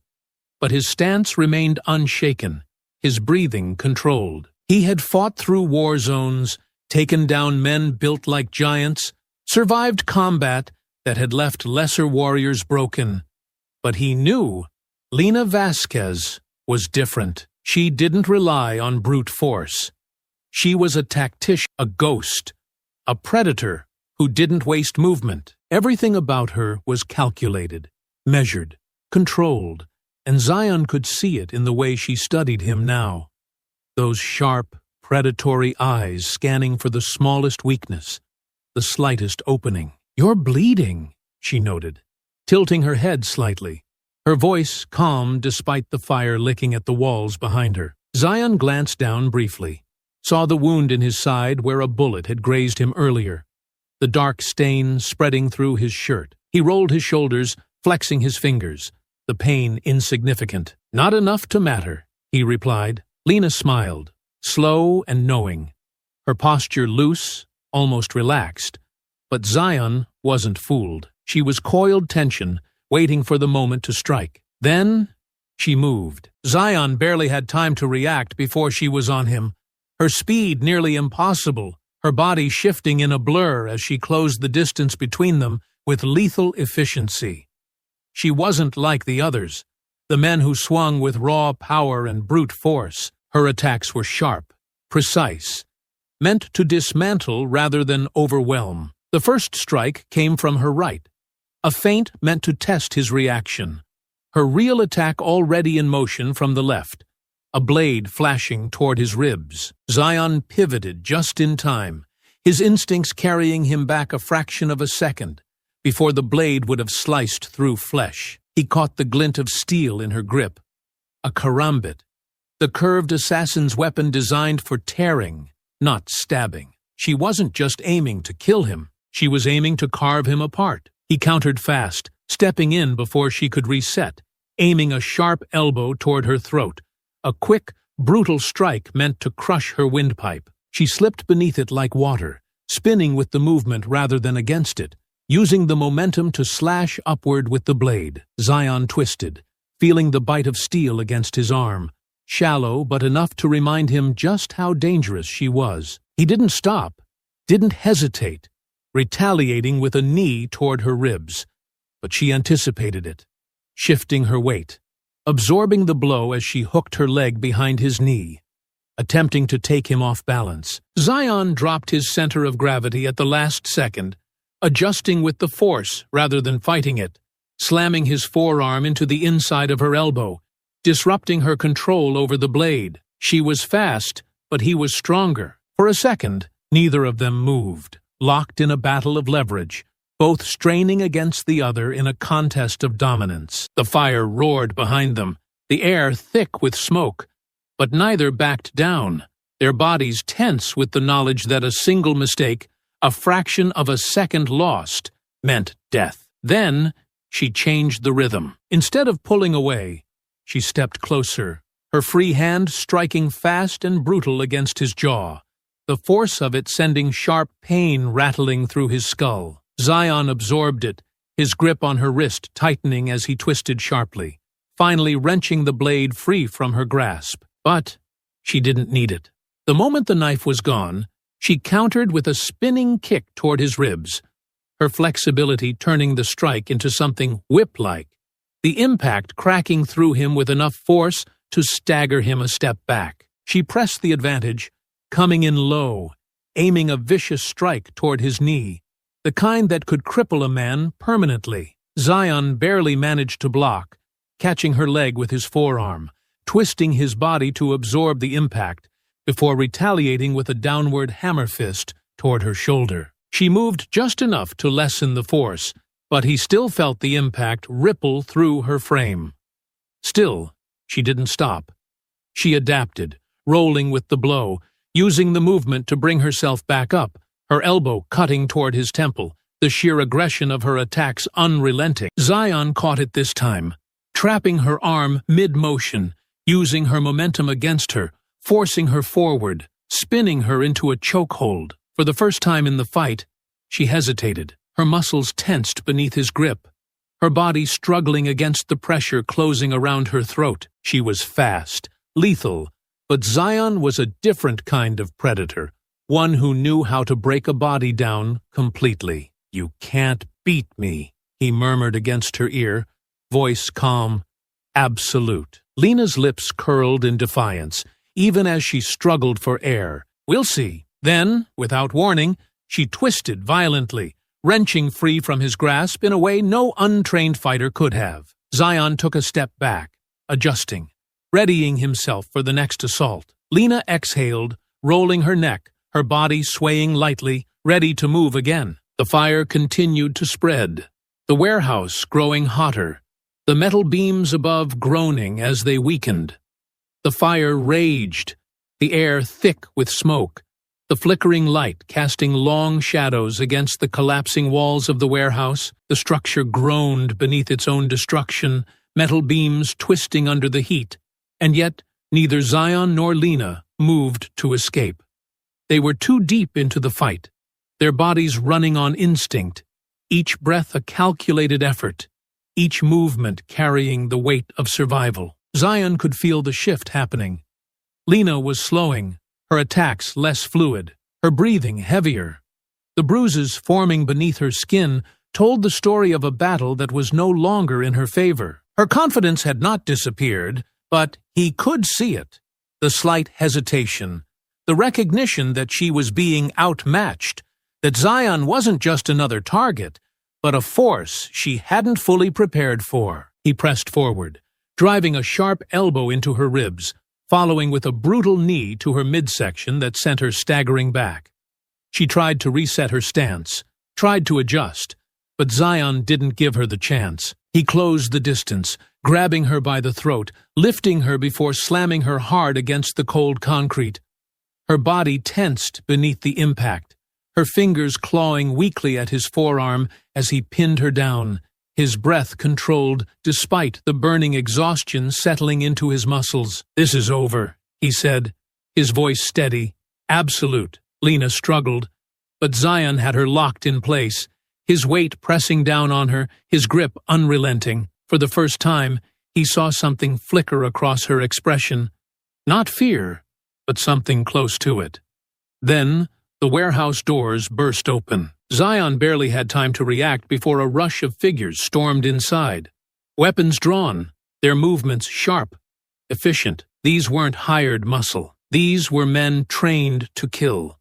Novak's personal enforcers. Lena moved in the chaos. With a sudden burst of movement, she drove her knee into Zion's wounded ribs, white-hot pain exploding through his body, as his grip faltered just enough for her to slip free. She rolled, landing on her feet, blood dripping from her split lip, her breathing ragged, but her eyes sharp, calculating her next move even as the room filled with Novak's men. Gunfire erupted. Zion barely managed to dive for cover as bullets tore through the warehouse, ripping apart crates, shattering glass, sending embers scattering through the air. The structure, already weakened by fire, groaned in protest as the flames climbed higher. By the time he repositioned, Lena was already retreating into the shadows, her silhouette disappearing through the smoke as the reinforcements laid down cover fire. She had stalled him long enough for Novak's men to arrive. Now, she was gone. Zion didn't chase. He moved fast, weaving through the gunfire, taking down 2 enforcers in quick succession, snapping one's neck before wresting the rifle from the second and turning it against him. Shots rang out. Bodies hit the floor.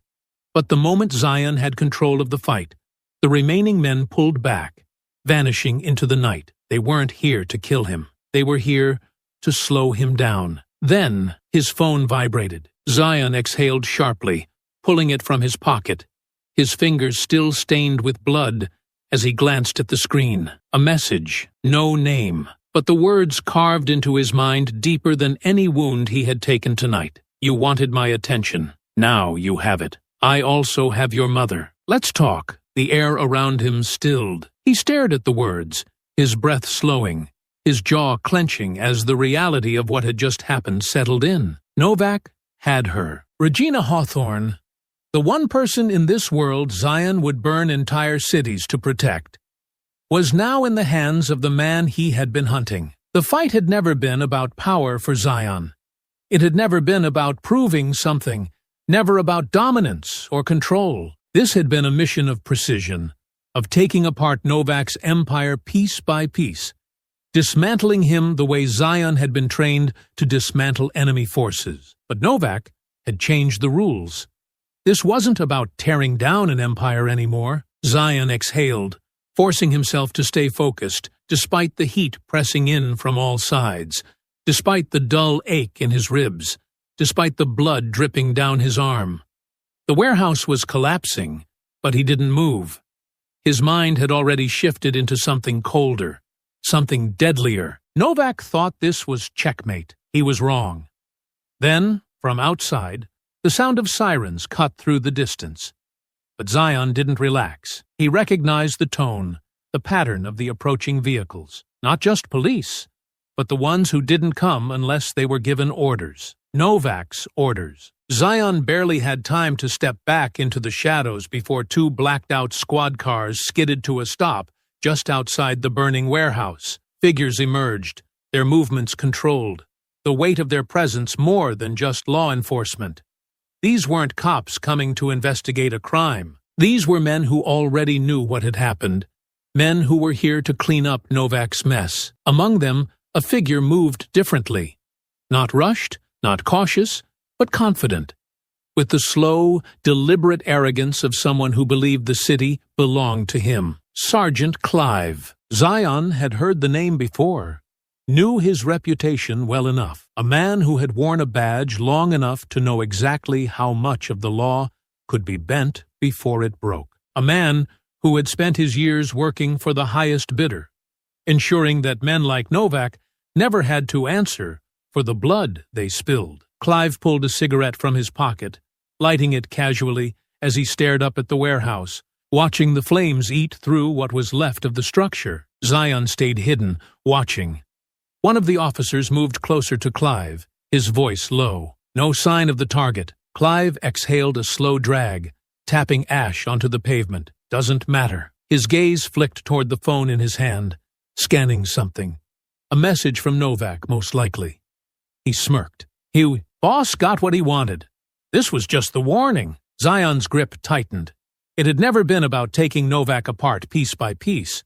It was about sending a message, and Novak had just sent his loudest one yet. Zion tucked the phone away, stepping back into the darkness, his mind already turning toward what came next. Novak had his mother. That meant there was only one outcome now. Zion was coming for him. The night stretched long and unforgiving as Zion navigated through the back streets of the city, his mind sharpening into something lethal, his body moving with purpose, the weight of the mission pressing down on his shoulders, not as a burden, but as fuel, a relentless force driving him forward. He had never needed anger to fight, had never allowed emotions to dictate his actions.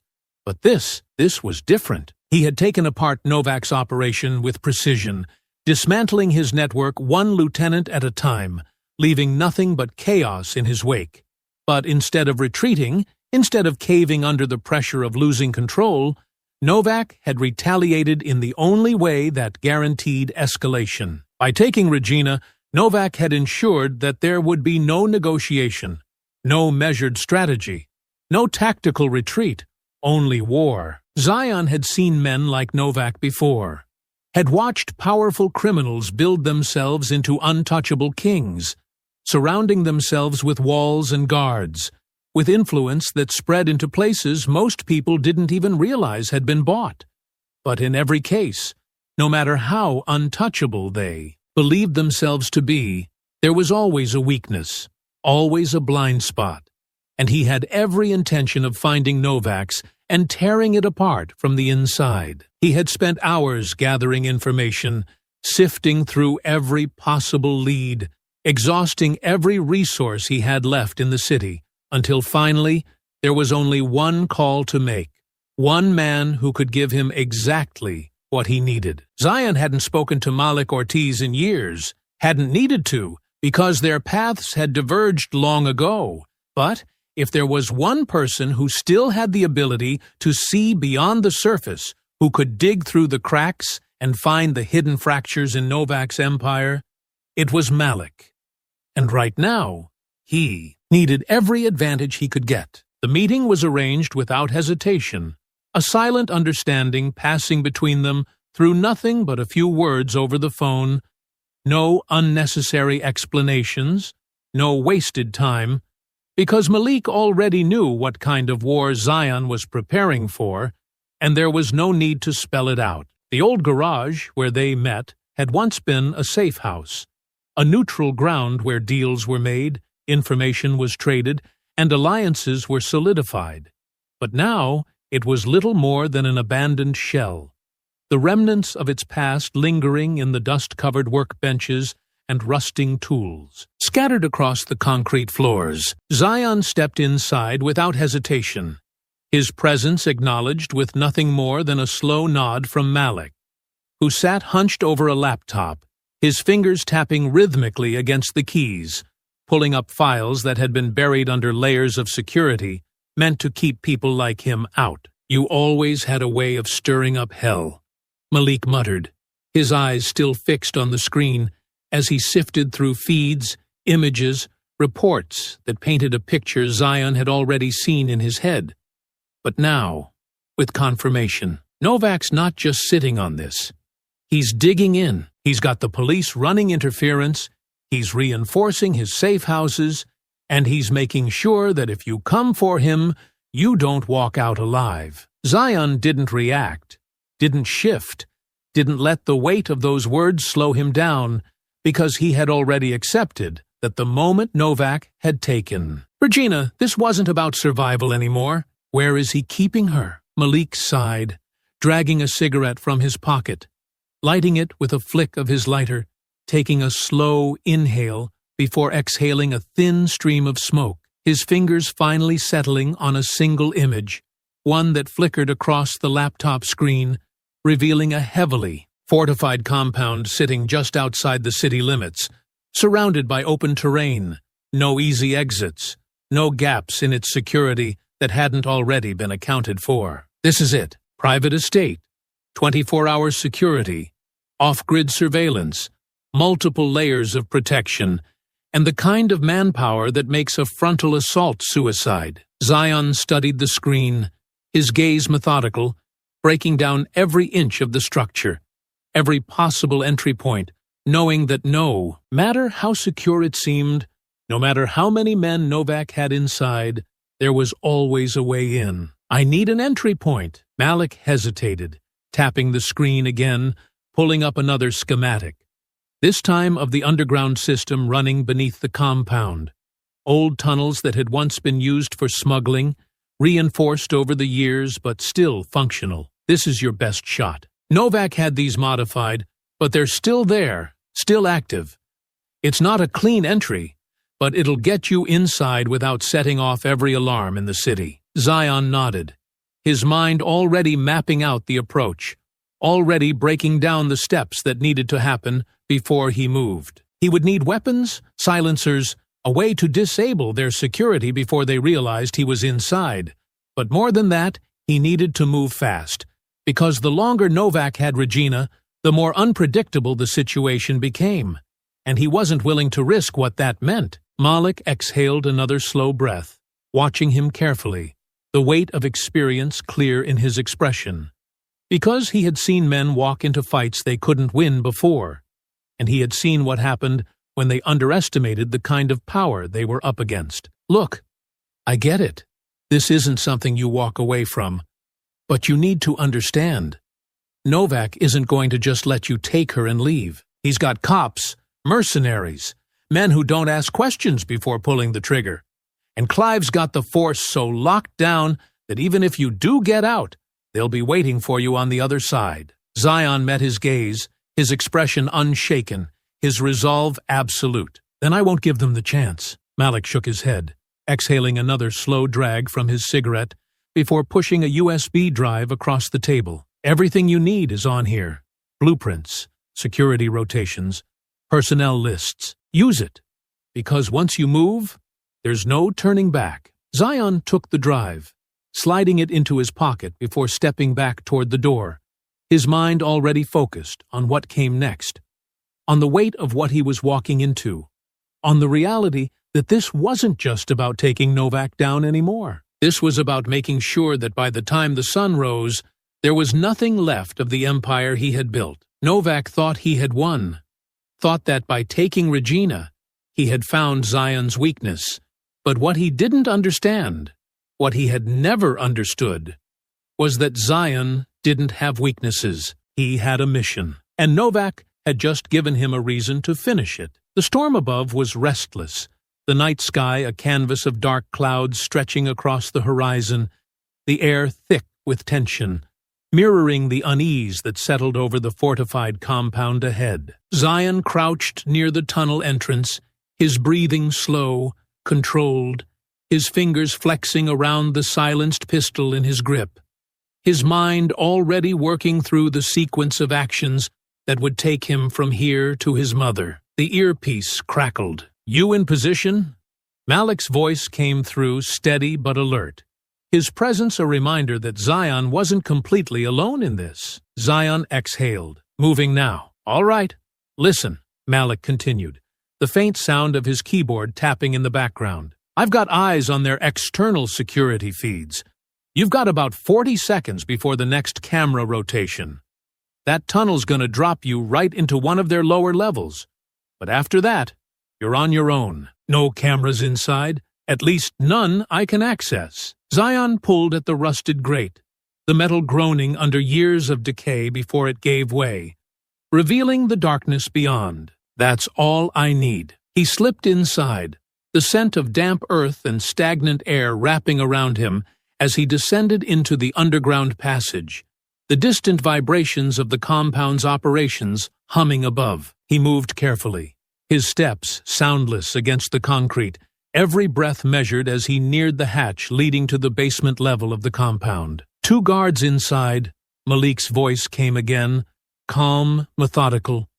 One by the door, another by a supply crate. They're not expecting company. Zion reached the hatch, pressing against the cool metal, listening for the subtle shifts of movement. Then, with practiced precision, he moved, bursting through in a blur of motion, his knife flashing under the dim industrial lighting as he drove it into the throat of the first guard, silencing him before his weapon could be raised. The second man barely had time to react before Zion lunged forward, catching him by the wrist, twisting the gun out of his hand before slamming an elbow into his face, cartilage cracking beneath the impact. The man staggered, blood spilling from his broken nose, but Zion didn't let him recover. He grabbed the back of the man's head and slammed it into the crate behind him, the force of the impact leaving him unconscious before he hit the ground.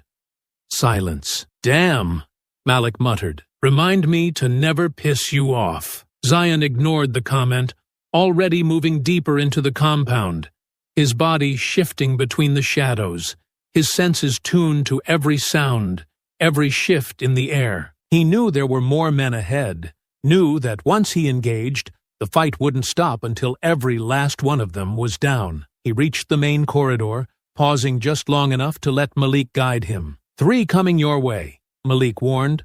"Looks like a patrol unit. You might want to—" Too late. The lead mercenary turned the corner, his rifle already rising, his eyes locking onto Zion just as the first shot was fired. Zion moved instantly, dropping low, twisting his body as the round barely missed him, embedding into the metal panel behind. He surged forward before the shooter could adjust, grabbing the barrel of the rifle and yanking it downward while his other hand struck out, a sharp, calculated strike to the throat. The man choked, his body convulsing as Zion spun him around, using him as a shield as the other 2 mercenaries opened fire. Bullets tore into their own man, ripping through him before Zion shoved the body aside and fired twice.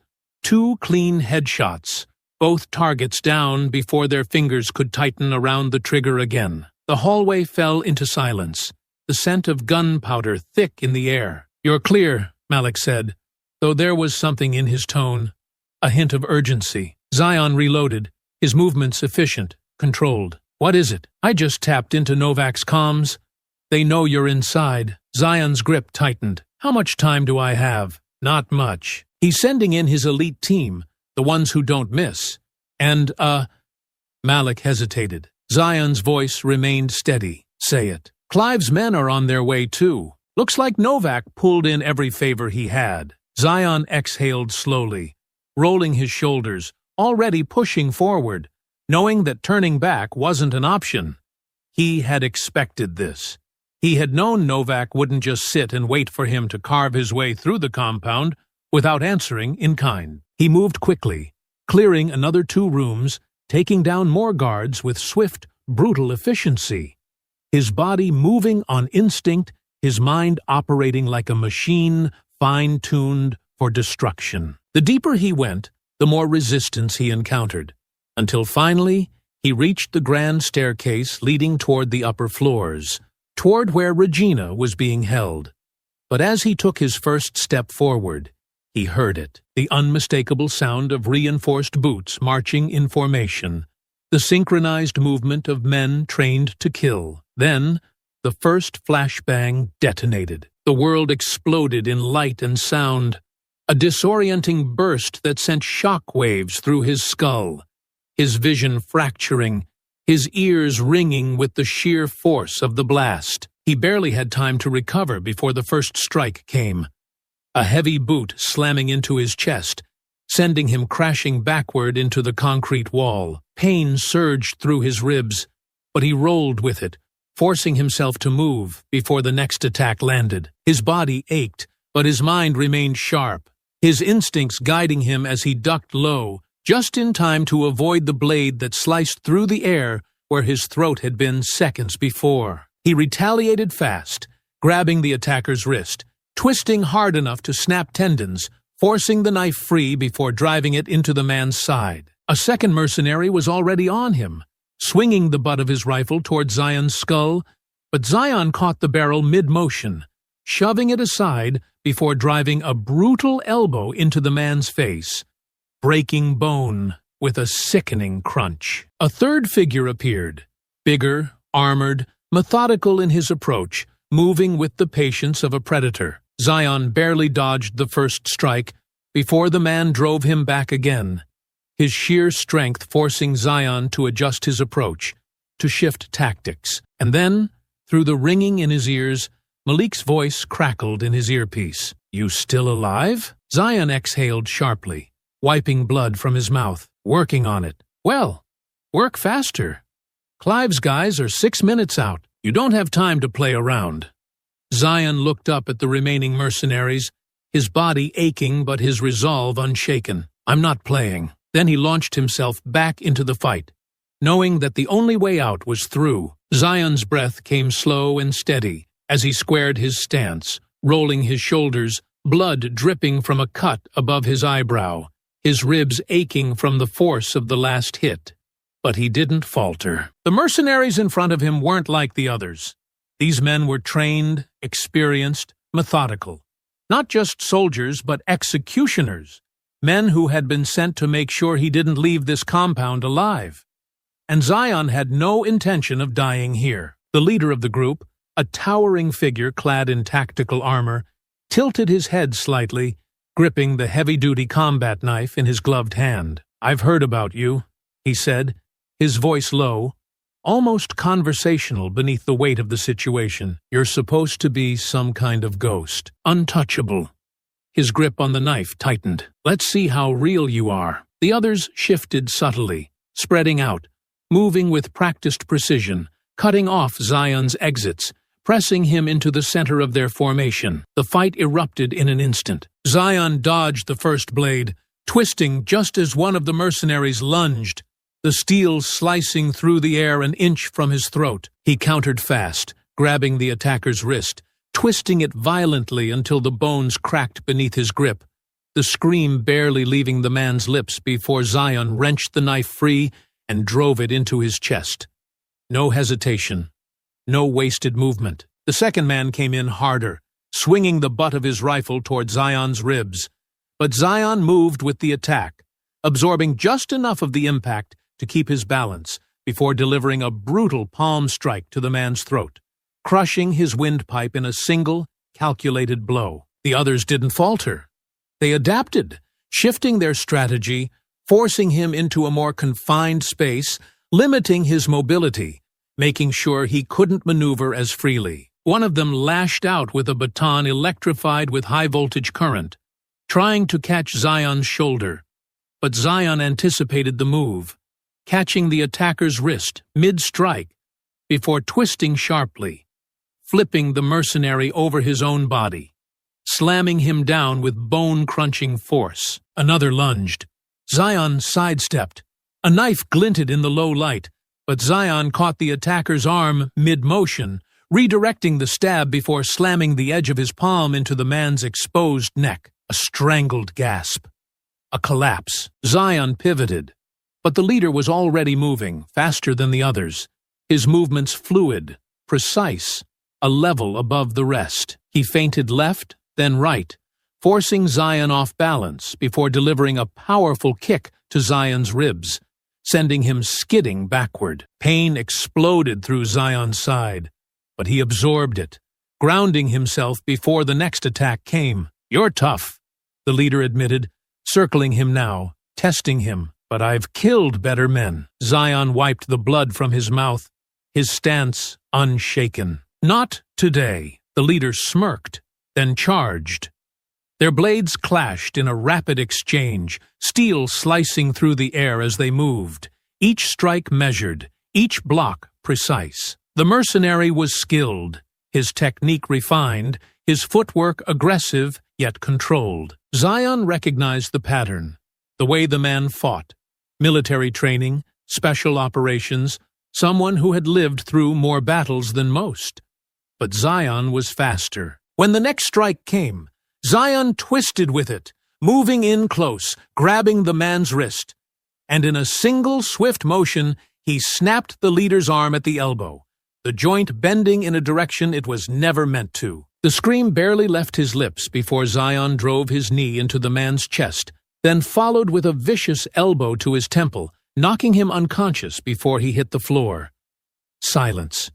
Bodies surrounded him, motionless. His breathing was measured, his muscles burning, but he didn't stop. He didn't have time to stop. The earpiece crackled. "Zion!"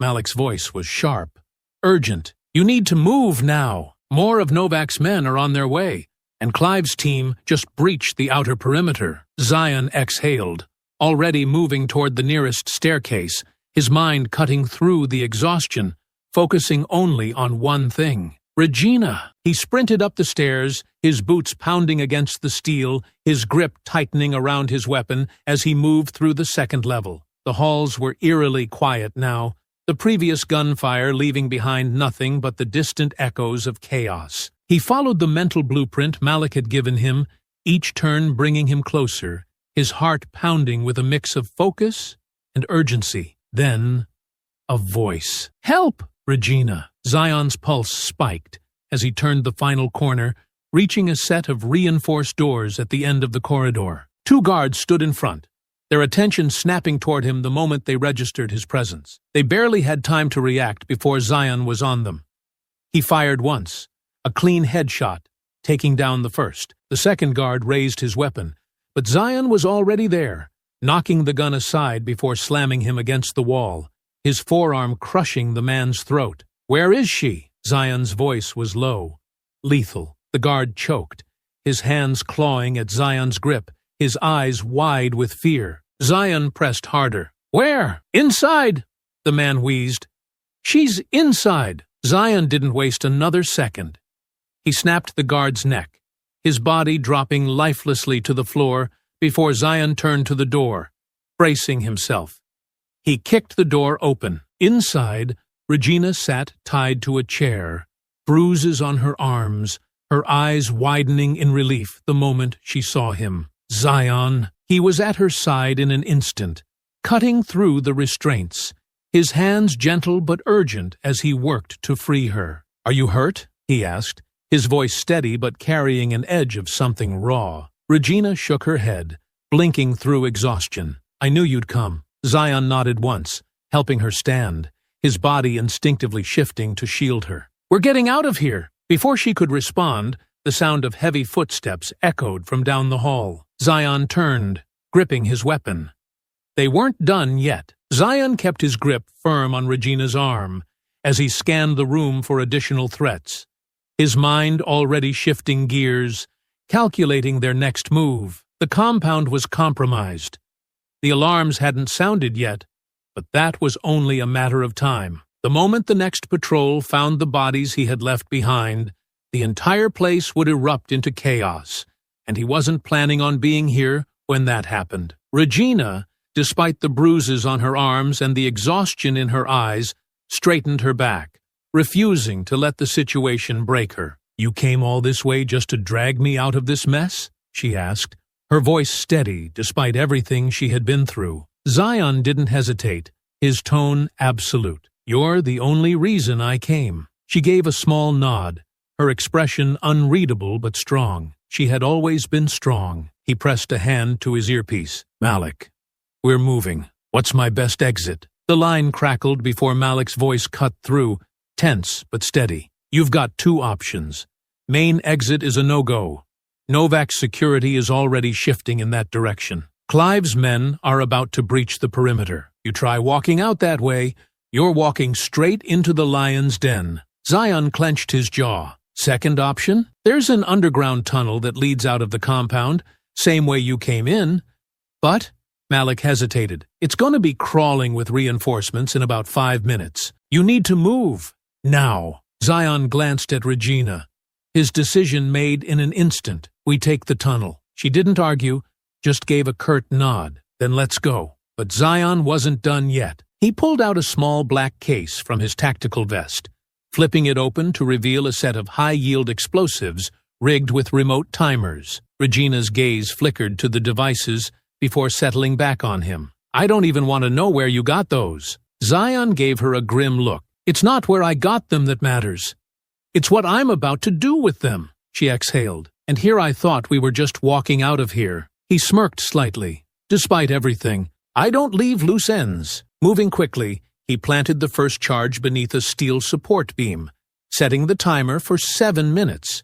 Just enough time for them to get clear before the structure collapsed on itself. He placed another by the weapons cache in the far corner, ensuring that Novak's stockpile wouldn't survive the night. He handed a small detonator to Regina. If things go sideways, press this.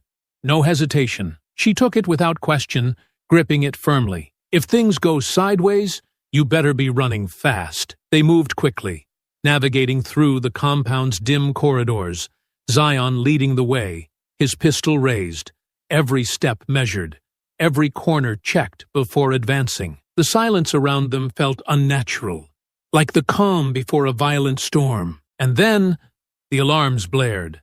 The echoing wail of the security system burst through the compound, red emergency lights flashing along the walls.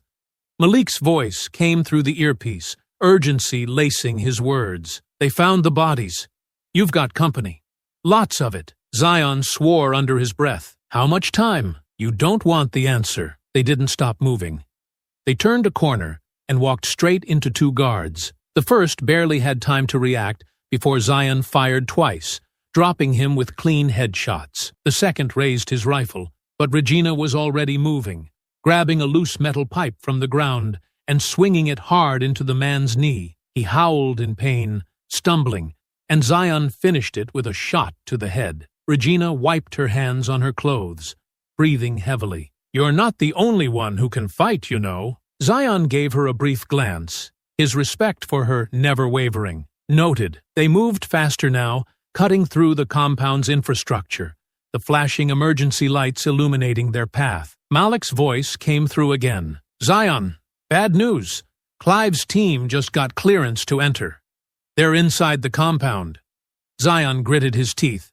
We're almost at the tunnel. Then, a group of armed men stormed into the hallway ahead of them. Zion shoved Regina behind him as he dropped into a low stance, firing off 3 quick shots, taking down 2 of them immediately. The third opened fire, forcing Zion to roll into cover, dragging Regina with him behind a thick steel column as bullets shredded through the air. Zion, Malik's voice came through again.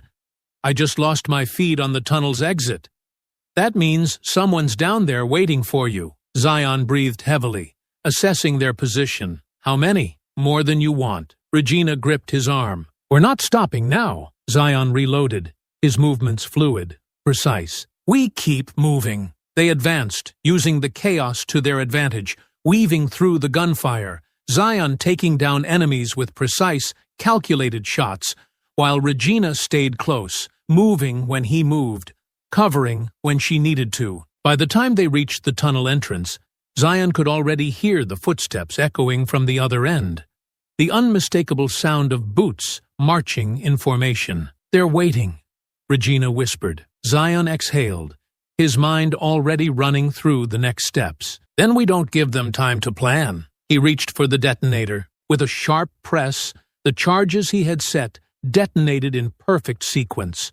The first explosion rocking the entire compound, the second igniting the weapons cache, sending a chain reaction of fire and destruction through the structure. Screams echoed from above, the ground beneath them trembling. Zion grabbed Regina's hand. Run! They sprinted into the tunnel, the sound of destruction roaring behind them. Gunfire erupted from ahead, but Zion didn't slow, dodging and weaving as he fired, taking down the first wave of enemies as they barreled forward, refusing to stop. The tunnel shook violently as another explosion went off, debris falling from the ceiling, dust and smoke filling the passage, the chaos consuming everything behind them.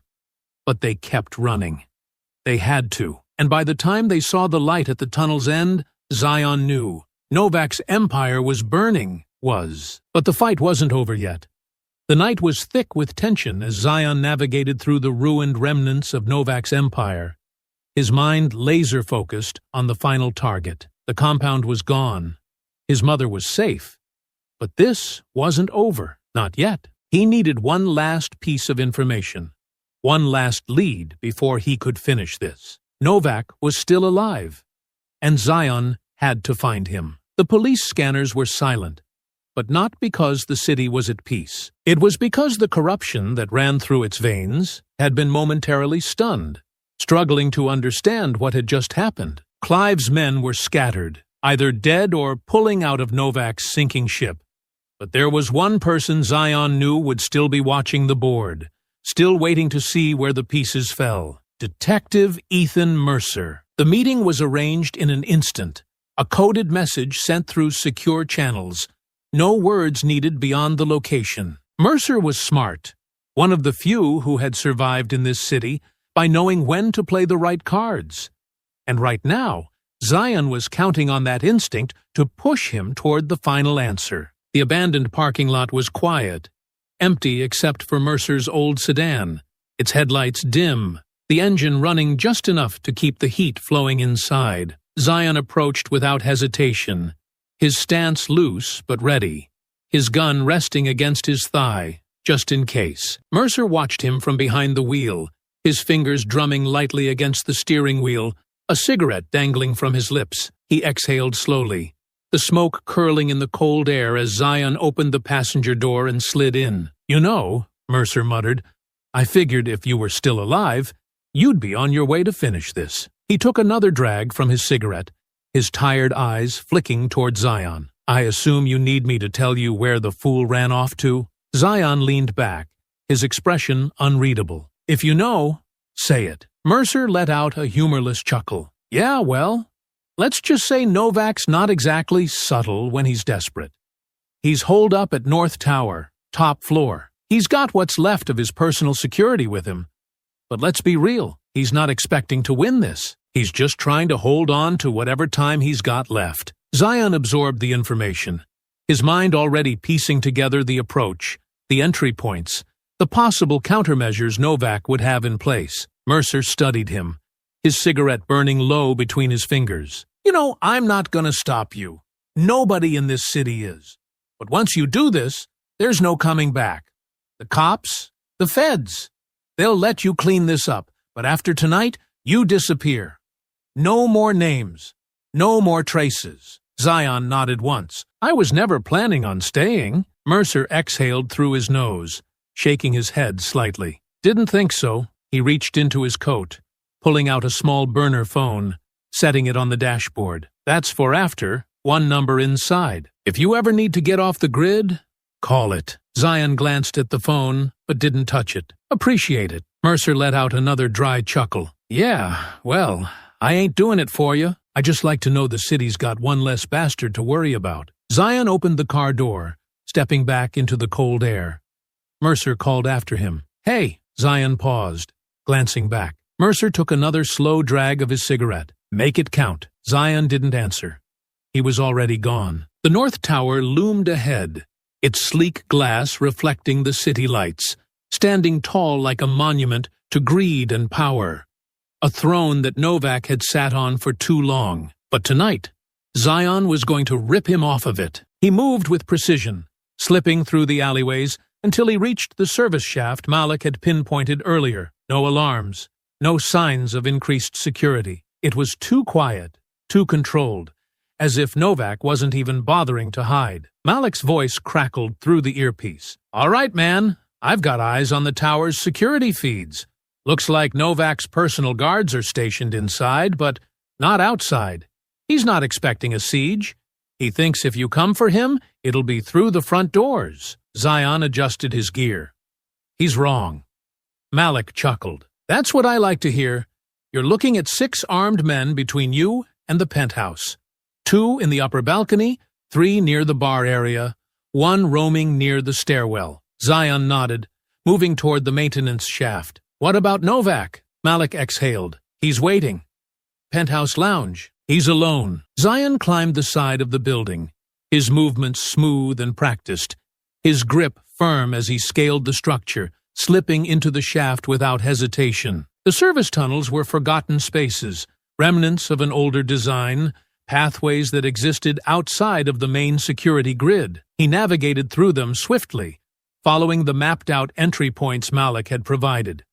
Then, he reached the executive level. The reinforced security door was the only thing standing between him and Novak's last line of defense. Zion pressed himself against the steel, his fingers brushing over the grip of his pistol as he slowed his breathing. "You ready?" Malik asked, his voice laced with anticipation. Zion rolled his shoulders, flexing his fingers. "Always!" He raised his gun and fired 3 precise rounds into the keypad, frying the circuits, sparks bursting from the panel. A second later, the lock failed with a low mechanical hiss. Zion kicked the door open. Gunfire erupted instantly. He barely had time to shift before bullets tore through the air, punching into the walls behind him, Novak's men responding with the precision of trained killers. The penthouse was expansive, cold, filled with towering windows that stretched from floor to ceiling, giving a perfect view of the city below. Zion didn't hesitate. He dove into cover, rolling behind a stone pillar as more rounds shredded through the space where he had just been standing. He inhaled deeply, listening, counting the enemies, pinpointing their positions.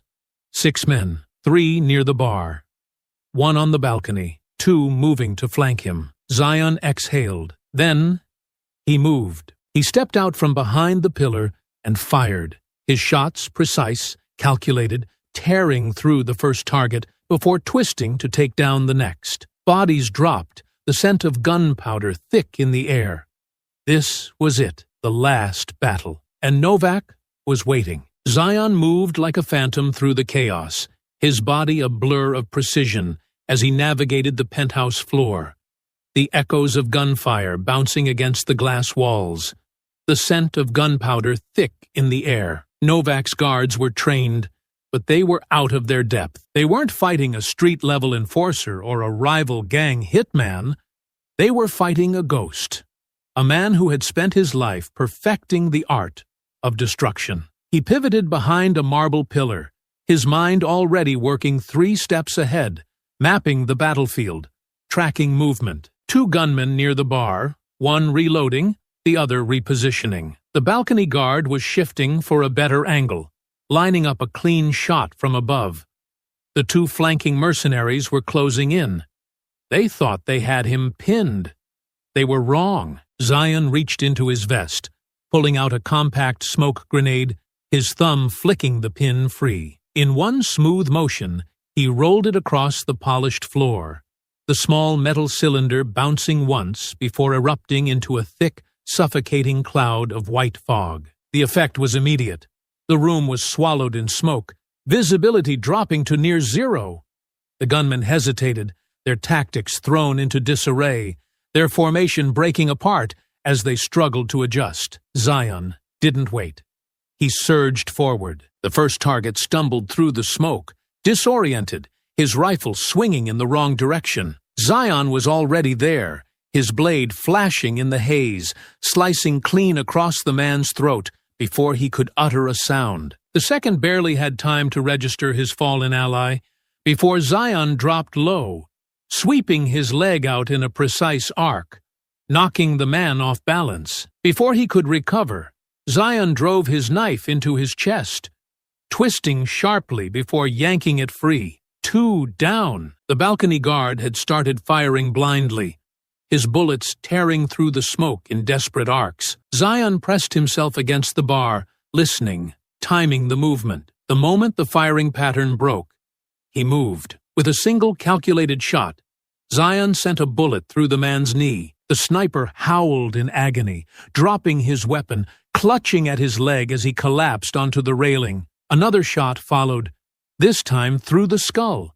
The body slumped, the fight draining from him before he hit the floor. The final two mercenaries hesitated now, their confidence shaken, their carefully laid ambush crumbling in real time. Zion heard the faint shuffle of boots behind him, one of them trying to move in for a stealth kill. He let them get close. Then he struck. He pivoted, catching the gunman's wrist mid-swing before twisting sharply, dislocating the joint in a single, brutal motion. The man screamed, his weapon clattering to the floor, and Zion silenced him with a sharp elbow to the jaw, followed by a precise gunshot to the head. The last mercenary dropped his rifle, his hands trembling as he realized he was the only one left standing. Zion tilted his head slightly, his pistol steady, his voice calm. "Run!" The man didn't hesitate. He bolted, disappearing into the smoke, choosing survival over loyalty. The penthouse was silent now, except for Novak. Across the room, Novak stood near the entrance to his private office, his jaw clenched, his fingers twitching slightly as he stared at the bodies surrounding him. He had expected a fight, but he had never expected this. Zion wasn't supposed to make it this far. The walls of the penthouse suddenly felt too thin, the massive windows exposing too much. The luxury that had once felt like untouchable power now reduced to nothing more than a cage. He was alone. His men, his hand-picked enforcers, the ones who were supposed to be able to handle any threat, were dead. Zion emerged from the smoke, his silhouette solidifying like a shadow stepping from the underworld, his gun still steady, his presence unshaken. Novak swallowed, forcing a smile that didn't quite reach his eyes. "You've been busy." Zion took another step forward. "You're out of time." Novak exhaled sharply, shaking his head. "You think this changes anything?" He gestured around them. "You've killed my men, you've burned my empire, but you haven't won. Men like me don't just disappear." Zion didn't respond. Novak's fingers twitched near his waist. Zion caught the movement instantly, but before he could react, Novak made his move. He twisted sharply, slamming his hand onto a hidden panel along the bookshelf. A deep mechanical click echoed through the penthouse, followed by the slow, heavy groan of reinforced steel shifting into place. The panic room. Novak was retreating. Zion lunged forward, his boots hitting the floor in rapid strides, closing the distance in seconds, but it wasn't fast enough. The steel door slid shut just as he reached it, sealing Novak inside. Zion stopped short, his gun raised, his breath steady. He stared at the reinforced barrier, his mind already working through the next step. Novak's voice crackled through the hidden speakers embedded in the walls. Smug, and infuriating. "Well," Novak said, his tone regaining some of its former arrogance, "that was exciting." Zion didn't react, didn't rise to the bait. Novak exhaled a slow breath. "I'm impressed, really. You made it further than anyone else ever has. But this," he let out a chuckle, low and mocking, "this is where it ends." Zion placed a hand against the steel, his fingers running along the cool metal. Novak continued, "That door is military grade, sealed, reinforced, and entirely self-sufficient. You could plant a bomb, but the entire tower would come down before you made a dent in it." Zion took a step back, exhaling slowly.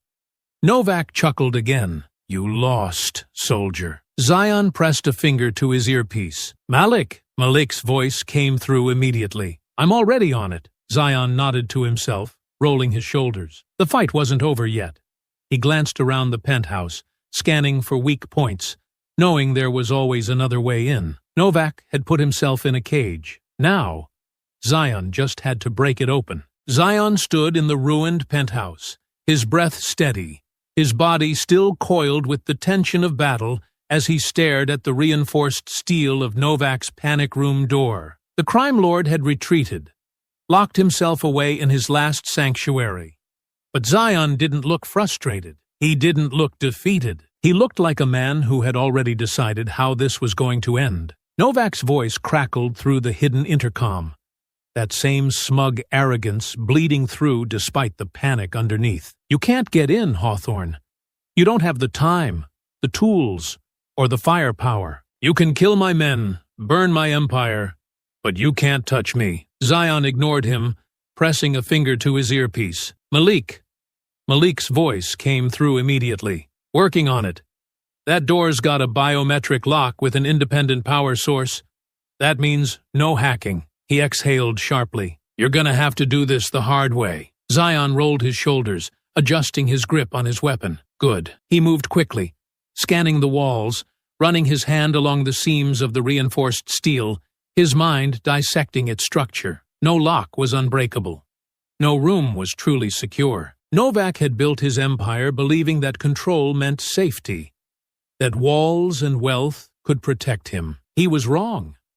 Zion found the weak point, a manual release panel built into the wall, hidden beneath the sleek architecture. It was meant for emergencies, a failsafe only Novak and his most trusted men knew about. Zion grabbed one of the fallen guards, dragging the lifeless body over, pressing the man's bloodied palm against the biometric scanner. The system hesitated. Then, a sharp hiss. The door unlocked. Zion moved instantly, kicking it open before Novak could react. Inside, the panic room was pristine, cold, a sterile contrast to the destruction outside. Novak stood near the center, a gun in his hand, his face pale, his arrogance crumbling as Zion stepped inside. You! Novak started, but Zion was already moving. The fight was brutal, immediate. Novak fired the first shot, but Zion was faster, twisting to the side, the bullet ripping through the air just inches from his ribs. He lunged, closing the distance before Novak could fire again, his hand locking around the gun, twisting it violently, forcing the weapon free. Novak stumbled back, but Zion didn't let up. He struck hard, an elbow slamming into Novak's jaw, sending him reeling. The crime lord grunted, recovering fast, swinging back with a wild punch. But Zion caught his wrist, redirected the force, driving a sharp knee into Novak's ribs. The air left Novak's lungs in a choked gasp, but he refused to go down, his survival instincts kicking in, his body moving with desperation. He lashed out, using his full weight to tackle Zion backward, slamming them both into the steel wall. Pain rippled through Zion's spine, but he absorbed it, shifting his weight, using Novak's own momentum against him. He spun sharply, reversing their positions, slamming Novak against the cold metal. Novak's fists came up in a frantic attempt to fight back, his knuckles splitting as they connected with Zion's forearm. Zion countered with a brutal right hook to Novak's ribs, then another, each one landing with bone-crunching force. Novak staggered, blood dripping from his mouth, his breathing ragged. But Zion wasn't done. He grabbed Novak by the collar, driving him forward, slamming him onto the panic room's steel table. The impact rattled the entire room, Novak coughing, his body shaking from the sheer force of the assault. Zion stepped back, giving Novak just enough space to push himself up onto his knees, his body trembling, his face contorted in pain. The gun. Zion reached down, picking up the weapon Novak had dropped, the same gun he had planned to use to save himself. The moment Novak saw it, his entire demeanor changed. The fight drained from him instantly, the bravado replaced with something raw, something desperate. No, Novak rasped, shaking his head. Wait, we can make a deal. Zion said nothing. Novak swallowed hard, his hands raising slowly in surrender. You don't have to do this, he whispered. You kill me, and nothing changes. I'm just one man. There will always be another. Zion stepped closer, pressing the barrel of the gun against Novak's forehead. Novak flinched, his breath hitching. Please. Zion exhaled. You were right. Novak's eyes darted up. What? Zion's voice was cold. Final. Men like you don't just disappear. That's why I'm here to make sure you do. Then, he pulled the trigger. A single shot rang out, echoing through the penthouse. Novak's body slumped instantly, collapsing onto the steel floor, his lifeless eyes staring at the ceiling. It was over. The empire he had built, the fear he had ruled with, the power he had believed was untouchable, all of it ended in one final moment. Zion didn't move for a long second, just breathing, just standing in the silence of the aftermath. Then, sirens. The sound of pounding footsteps filled the air, the penthouse flooding with armed officers, their weapons raised, their voices shouting commands as they stormed the space. Zion stayed still, his body loose but ready, his hands still steady. They had come too late. Detective Mercer pushed through the line of officers, his gaze sweeping across the room before finally landing on Zion. For a long moment, neither of them spoke. Then Mercer sighed. "Well, guess that's that." Zion didn't answer. He didn't need to. Because this war was over, and he was still standing. Mercer found him sitting on the hood of a parked car outside the precinct, watching as officers moved in and out of the building, their faces marked with exhaustion, relief, and, for some, unease at the changes taking place. The city was still adjusting, still shifting under the weight of a power vacuum that had yet to settle, still learning what it meant to breathe without Novak's influence pressing down on its throat. Zion sat with his arms resting on his knees, his expression unreadable, his body still. But Mercer knew better than to mistake stillness for inaction. He wasn't the type to sit and watch without purpose. If he was still here, it meant he had already decided his next steps. Mercer stopped a few feet away, taking a slow drag from his cigarette, exhaling through his nose as he studied him. "You're still here," he said, his voice carrying a note of curiosity rather than surprise. Zion didn't look at him, didn't shift his position, just kept his gaze on the street in front of him. "Never said I was leaving."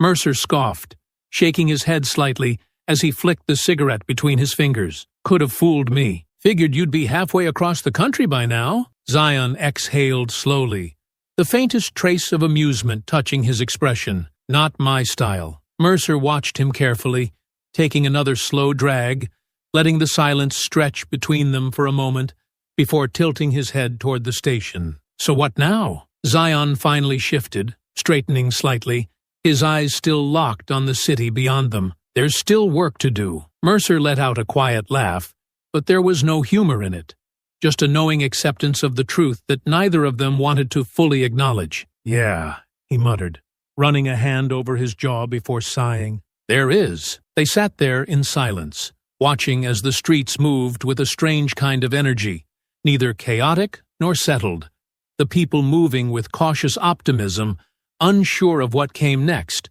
but knowing, deep down, that the city had changed. The scars Novak had left behind wouldn't fade overnight, and neither of them were naive enough to believe that his death meant an end to everything he had built. There were still remnants of his empire lurking beneath the surface, still men who had profited from his reign who would be looking for ways to reclaim their power. Still corrupt officials who hadn't yet been exposed, and Mercer knew Zion wasn't the type to walk away while those loose ends remained. After a long moment, Mercer spoke again, his voice quieter now, more measured. "You know, if you stick around, people are going to start asking questions." Zion smirked slightly, tilting his head just enough to meet his gaze. "Let them," Mercer huffed, shaking his head, a small smirk tugging at the corner of his mouth despite himself. "You're a real pain in the ass. You know that?" Zion's expression remained neutral, but his voice carried the weight of unspoken understanding. "Yeah." Mercer took a final drag from his cigarette before tossing it into the street, crushing the ember beneath his boot as he exhaled.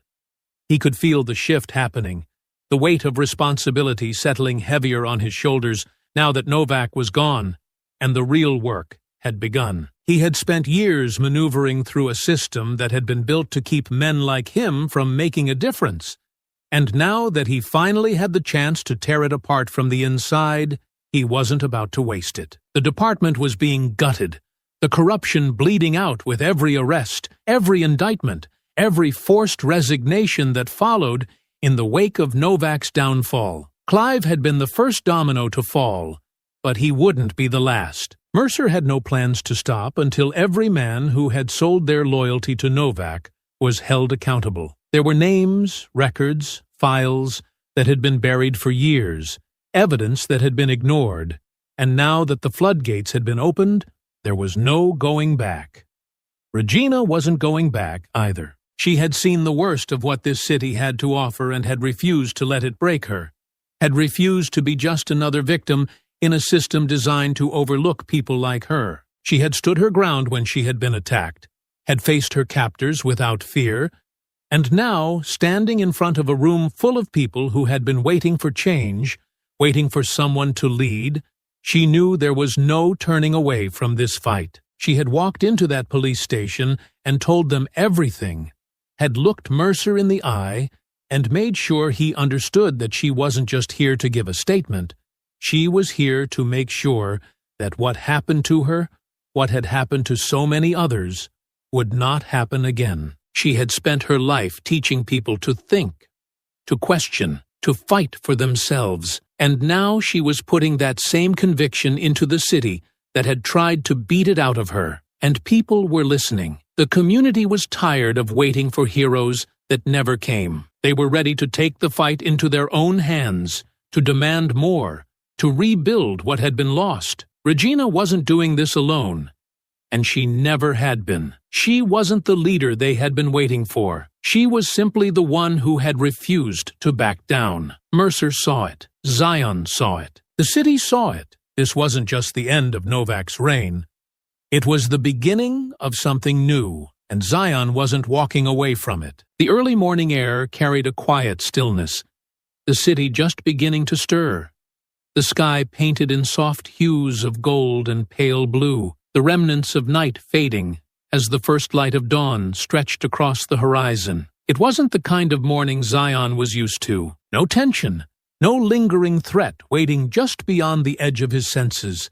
No war still raging in the shadows. For the first time in years, there was nothing but silence. He stood at the sidewalk, staring up at the small house that had been the one constant in his life, the place that had remained standing through every storm, every hardship, every battle that had threatened to take everything away. The porch light, still on from the night before, flickered slightly against the wood, a familiar glow, a quiet reminder that some things never changed. Regina was already awake, sitting on the porch steps with a cup of coffee cradled between her hands, her posture relaxed, her gaze calm, as she watched the morning unfold around her. She hadn't slept much, but not because of fear, not because of worry. She had simply been waiting. Zion climbed the steps, lowering himself onto the step beside her, his arms resting over his knees, his body finally beginning to feel the weight of everything that had come before this moment. They sat in silence, the quiet hum of the city waking up filling the air, the sound of distant traffic rolling through the streets, the occasional murmur of neighbors beginning their day. Regina took a slow sip of her coffee before speaking, her voice steady, matter of fact. "You stayin' this time?" Zion exhaled, staring ahead at the empty road in front of them, his thoughts settling into something less restless than they had been the night before. He had spent so much of his life moving forward, always looking toward the next fight, the next mission, never allowing himself to stop long enough to ask if there was anything else beyond it. Now, sitting here, the war behind him, he wasn't sure if he knew how to do anything else. "I don't know," he admitted, his voice quieter than he expected. Regina hummed softly, as if she had already known that would be his answer. "You always had one foot out the door," she murmured, swirling her coffee slightly before taking another sip. "Even when you were a boy, I could see it, that restlessness, that need to keep moving." Zion glanced at her, the corner of his mouth twitching slightly. "That obvious?" She gave him a knowing look, a small smirk tugging at the edges of her lips. "Boy, please." He let out a slow breath, shaking his head slightly, a quiet chuckle escaping him. For a moment, the weight on his shoulders felt a little lighter.